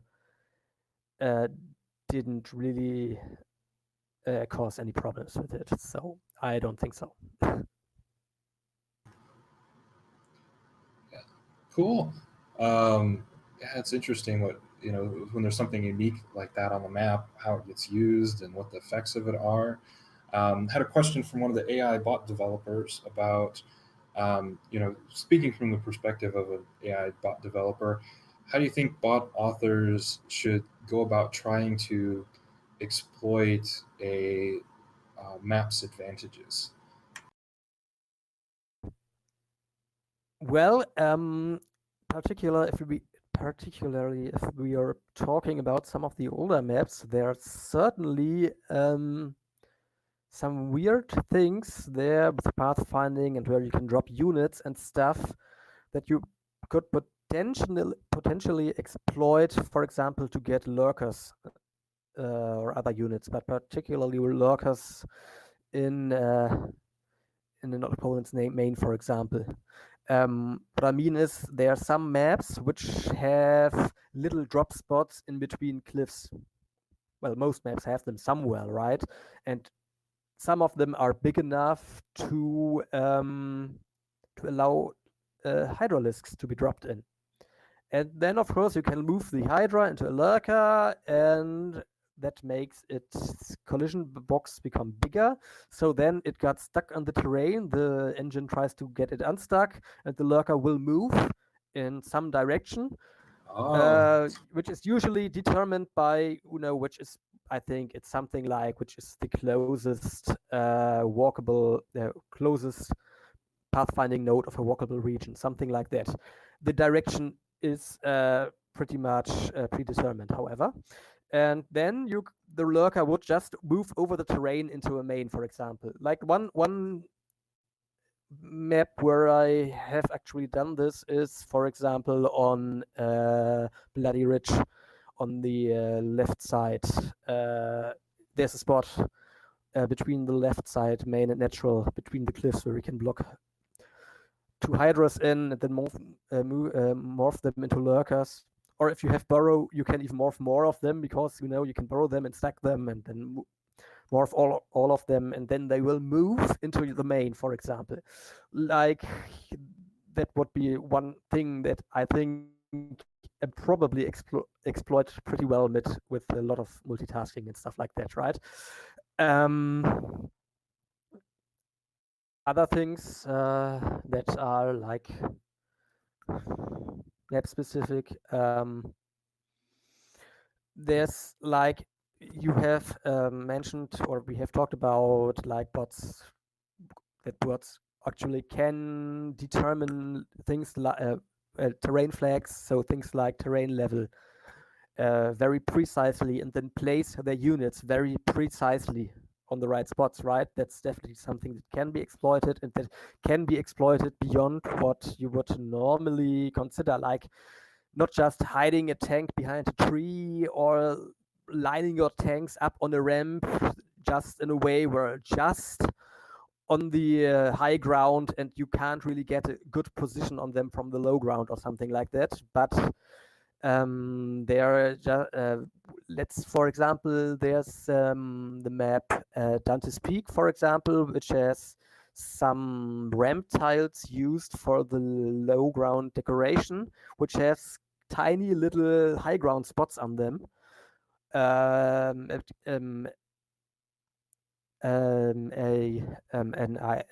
AI playing on that map with Terran or with any other race basically could just place their units, their ranged units ideally, I guess, just on top of those little spots and get free high ground advantage that way, for example. Like something that a player couldn't really do, because they'd have to click almost pixel perfectly with individual units on multiple little spots, right? Definitely. Stuff like that could is something that I guess an AI could very easily exploit, and the player couldn't. A lot of the AI authors are don't really have a playing background and don't often know a lot about strategy. They're come from academia or other places, so really only a few have actual playing experience at a decent level. We suck at StarCraft. Let's A lot face of us are it, not we good. absolutely suck. I do too. So one of the things that comes up pretty often is, how does a bot author pick, not in terms of, technical details or exploits, but like, how do they pick a strategy for a map, or how do they use their bot's strengths on a map to get the most out of its features? And more curious about your how you would approach something like that, or advise a bot author to approach it. I don't know if I have really got any good advice on that because, well, I'm mostly a map maker. As a player, I also I suck pretty hard, I guess, because, well, I don't really have time to play a lot, right? And if I play, then it's a lot of basic play testing on my own maps, and so I can't really give you detailed like strategy trees, like if this happens you have to do that and stuff like that, which other good players definitely could. So those are the guys you should ask about that, I guess. As far as maps go, I considerations are more on a general level, like, does every race have a good opportunity to take a third base, for example? And the exact strategy, how they then achieve that, is of course something that players have to pick, and you can't really predict that because,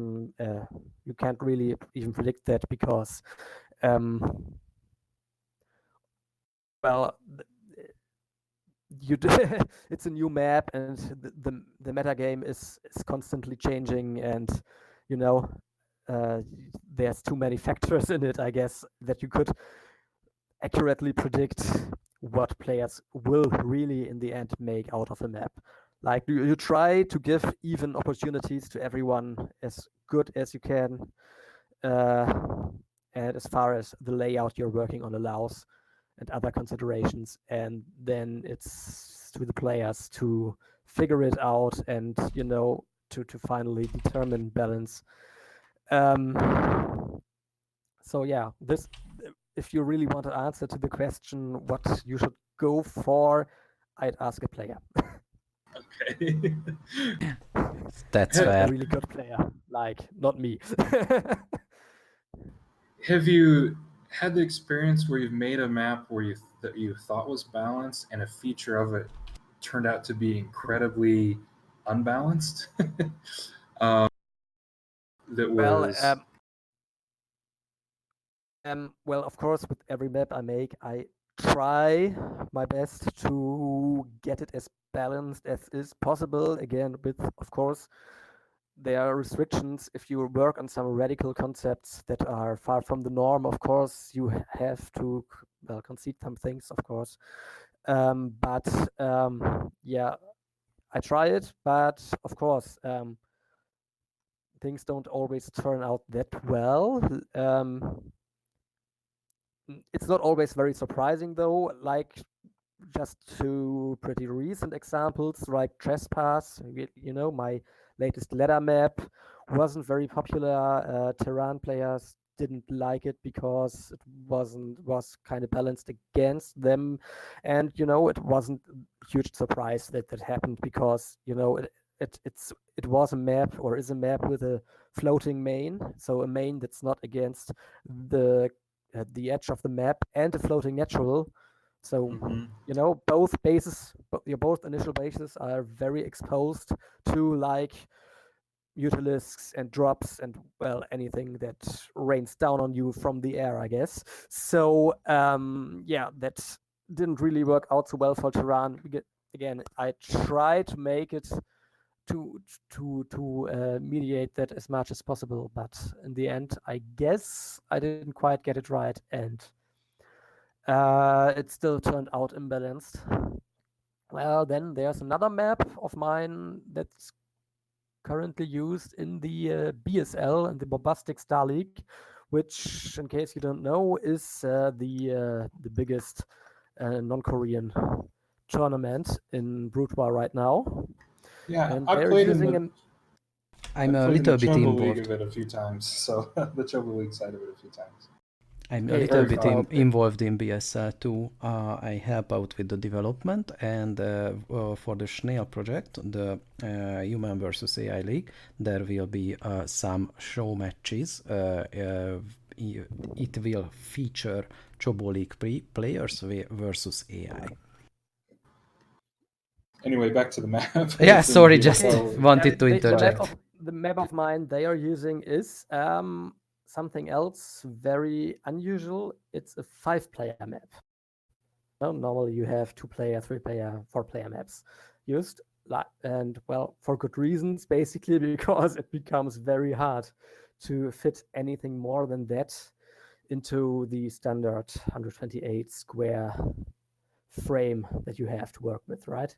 So I decided at some point, well, it's worth experimenting with some 5-player maps because, well, that's another interesting challenge to figure out how it can be done, what can be done, what layouts are even feasible for that. And this was the first one I actually ever made and the only one so far I finished, which was basically a modern remake of the very old Korean map Gamma Go One,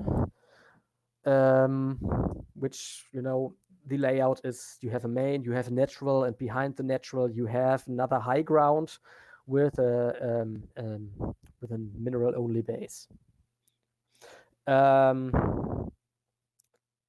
This is one of the layouts I made out to be feasible for 5-player maps because obviously if you have to put 5 mains and naturals and additional bases on the perimeter of the map, then you have very limited space and you kind of have to squeeze in these clusters of 3 bases in some way, and that was basically the most basic layout that would allow that.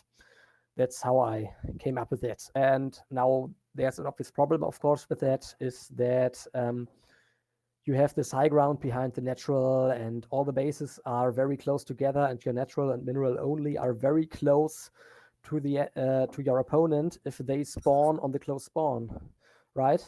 So that's another issue that is of course predictable, but that I guess didn't really turn out in the favor of the map. This is Quintessence that you're talking about? Quintessence, right? Quintessence. Yeah, the name, of course, it means, well, quintessence, of course, the 5th element kind of 5-player, and I try to make the quintessential 5-player map in a way. Like the main driving force behind that map was, of course, getting the layout right, like getting the symmetry right, because it's not so easy to fit everything and make it symmetrical in that limited frame and waste as little space as possible, right? And I think I got that right. And there may be some potential even in 5-player maps, but I guess the way to go would be a different layout, where at least like you have maybe the natural close to your opponent or something, so that at least you have equal opportunity then to go at each other's throat if you spawn close to each other, and not like one player has their main exposed, okay, but the other has a giant high ground behind the natural, which is probably worse. So yeah, on the other hand, we haven't really seen any terrible games on the map, but we haven't seen many games on it either because players generally ban it. So yeah, let's see how it goes. But yeah, things if there are issues, they normally don't come completely unexpected, because if you go for a certain layout, for a certain symmetry, for a certain kind of map, you generally know the risks and dangers associated with that, right? Because there isn't much that has never been done before. You can kind of see like what you have to look out for, and sometimes it works out, sometimes it doesn't, I guess. Yeah, you seem to follow the map like every map worth mentioning, about. do you mean? I seem to know every map, or? No. Yeah, I mean every tournament map, more so to speak. Well, I try to at least watch the games played on my own maps, but by now they're used so much that it's even hard to do that constantly. So From I the probably miss out on lots. last 20 years, I guess, do you have a favorite map, and why is it Plasma? Why is it Plasma? That's called a leading question. It's actually not Plasma. I mean, Plasma is a pretty cool concept map, but it's also very limited in many of the things it does. But, well, I mean, well, it's hard to pick one favorite map. But two maps that initially, when I really started to become serious about melee map making were at the time, like the one was Katrina, because it was one of the very first very complex for player map layouts, basically, that weren't just cookie cutter, like at that time you would have probably said Lost Temple derivatives, right? And the other, of course, is Arkanoid, which was this crazy map with lots of neutral buildings on them where players had to destroy all these buildings to get at each other. And, well, it was just very cool. Lots of new maps that came out at the time, and that was just very cool to watch players just, tearing down these buildings and, actually having a map where players could interact with the map itself instead of just with their opponent. That was a pretty neat idea at the time. And, yeah, those are maps that I would say inspired me a lot at the time.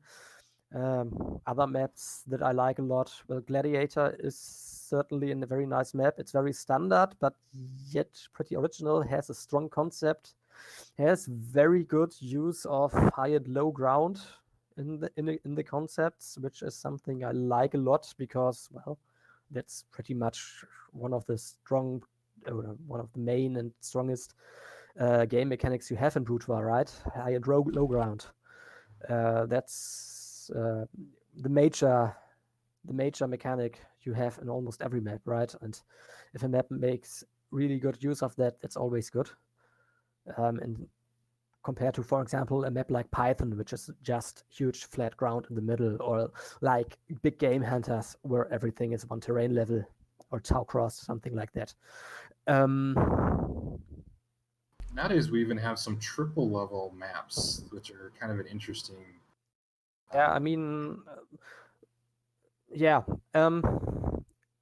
we always had them basically, but there's the concept of your map very often determines which tile set you have to use in Brutoir, right? Because every tile set has a distinctive set of terrain types in it. And, for example, if you want to lose vision blocking terrain, you have to go for either jungle terrain or for ice terrain or for ash terrain, right?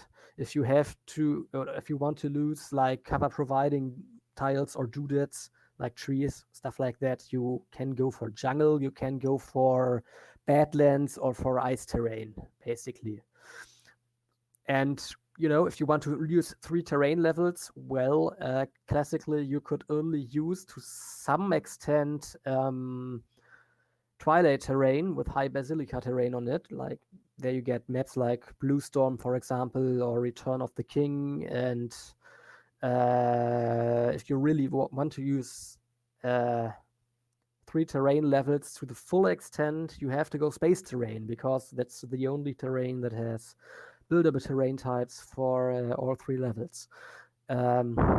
So yeah, problem with that, of course, is to really use different terrain types, you also need ramps for all those terrain types. And ideally you need ramps in all directions and different angles and so on, and you want them to look halfway decent, and that used to be a huge problem back then. There were some workarounds, and if you were willing to sacrifice some aesthetic appeal, of course, you could come up with some wanky RAMs and just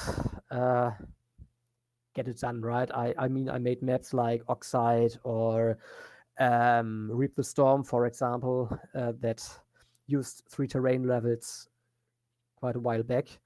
And now, of course, we have these new RAMs that were put in by Blizzard in patch 122 that added just a bunch of RAMs for basically all important terrain types that are in the game. So, as I said, they are very buggy. You have to edit them a lot to actually be able to use them.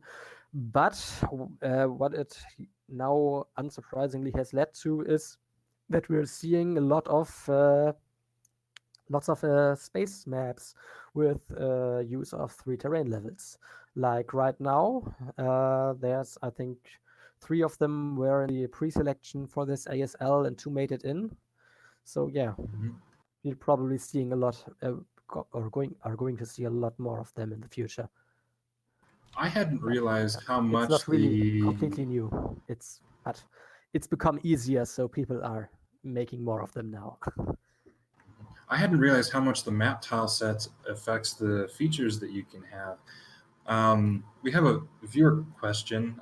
Is it true that snow tile sets aren't used very much due to ice strain? Is that really why they're not used very much, or is there some other Not reason? ice terrain, but snow terrain and high snow terrain. Ice train, More a so train on because ice. those are ice is this blue frozen over stuff. The terrain types we're talking about are actually mostly snow and high snow, because, well, the snow is white, right? It's very bright on the screen, and apparently that's what some professional players had problems with when they were staring at their screens for hours on end practicing those maps. So that's one reason why we haven't really seen many ice maps for a long time. And if we are seeing ice maps, they usually don't use lots of snow terrain. We are seeing some ice maps now with even some snow terrain on it, and them, of course, like there was this bit weird 4-player map a while back, Avalon. Then, of course, there was, or is still on ladder now, Whiteout, which, of course, uses mostly dirt terrain. And right now, one of the very old ice maps, Hitchhiker, is going back into the ASL, which also uses lots of dirt terrain, though, and, well, some basically unavoidable, at least at the time, with map making techniques employed at that time, unavoidable snow terrain along the middle. But yeah, I guess that's the reason. Avalon is a little bit too much white, yeah, just by looking at the thumbnail even. At the time, yeah, it's very late, right? Yeah. Going on for a while. So how No, do we no, I close mean, this off? No, I mean Avalon, the map is very white. So like very wide. Sorry, yeah. It's very wide. Yeah, it can be. The stuff in the center, straight. that's actual the light blue stuff. That's actually ice terrain, right? Don't see that a lot though in maps, because it's also not that easy to use, I guess. Or like, yeah. But the RAMs are another problem. The RAMs on Avalon don't look very good, I guess. Of course, now we have also new RAMs for that, but yeah. You're also right. This has been so far already has been one of the longest episodes, I think. We've been going on for 2.5 hours at least. So Oh wow. yeah, Lost it's track of time. it's so amazing how much we can talk about maps, but we don't really have any upper bound here. I mean, we have the pylon show a little bit later, but I think that's 5 hours away Yeah, still. but So that's like your problem, right? Okay. No, I'm not pressed either. I mean, I wanted to go swimming, but it's too late for that now anyway, so we can go on. Well, I think we're going to have you back and talk more about map stuff another time because I don't think we could fit it all into one episode. There's so many different questions and stuff and things to talk about. yeah, I with still maps. have It's really some. interesting. Yeah, I've still got a list of questions, but we better split it up into another segment. Maybe. Yeah, Like- that Okay, what I would can do that. recommend. So if you don't mind, then let's yes. Maybe one question to close it off or something. Yeah, we are not in a hurry. Sure. Yeah. So saw that Hitchhiker is coming back. It's sort of a close resemblance to the old Monty Hall map with the 3 different pathways, which is really a very interesting map feature. Is that something is that sort of map style with those 3 different paths something you've thought about a lot in map making? It's a very unique setup for a style of map, and it sort of spawned those 2 clients. Well, I mean, it's a pretty unique map with in that it has 3 completely separate paths between players, I guess. But in general, in map design, like if you have like 4-player maps and for the most part 3-player maps, although well, most 3-player maps we've seen actually have some peculiarity of one kind or another, of course. Like for example, Outsider or something like that. Lots of maps like that, which aren't quite that standard. Even if you look at what's it called, Aztec, right?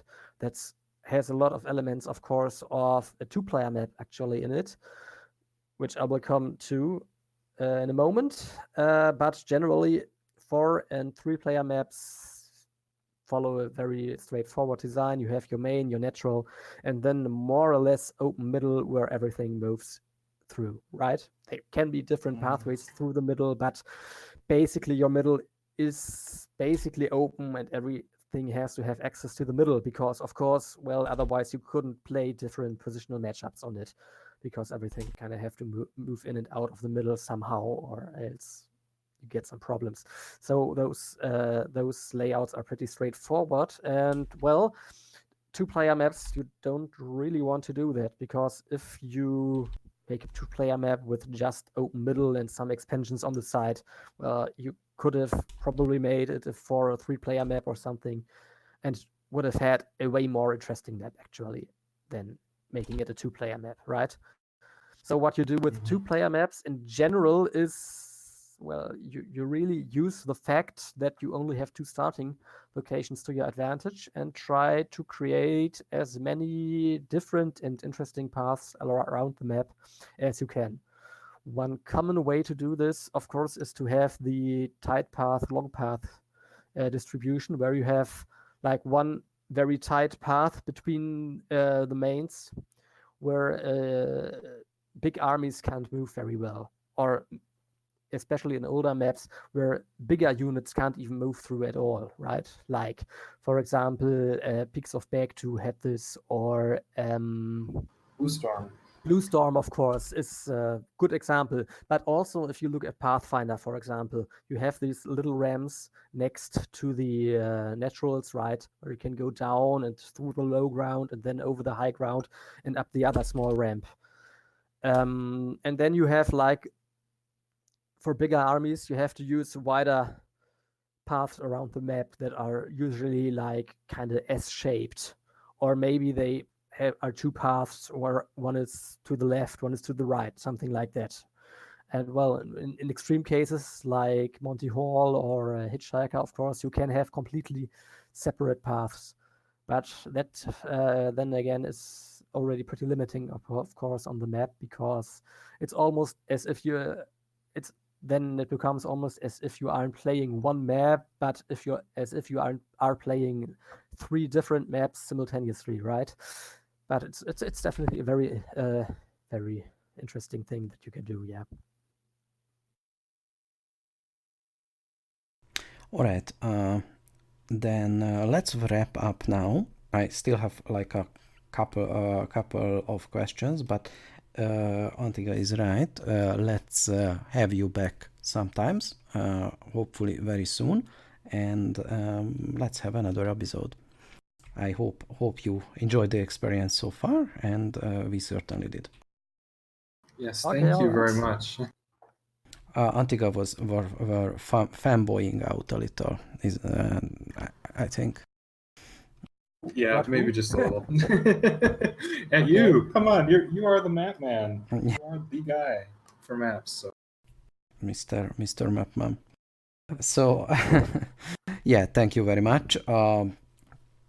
Let's continue this sometime soon. And thanks for everyone who tuned in. And I think that's it for today. I'm ending the stream. See you next time. Take care, everyone. Okay.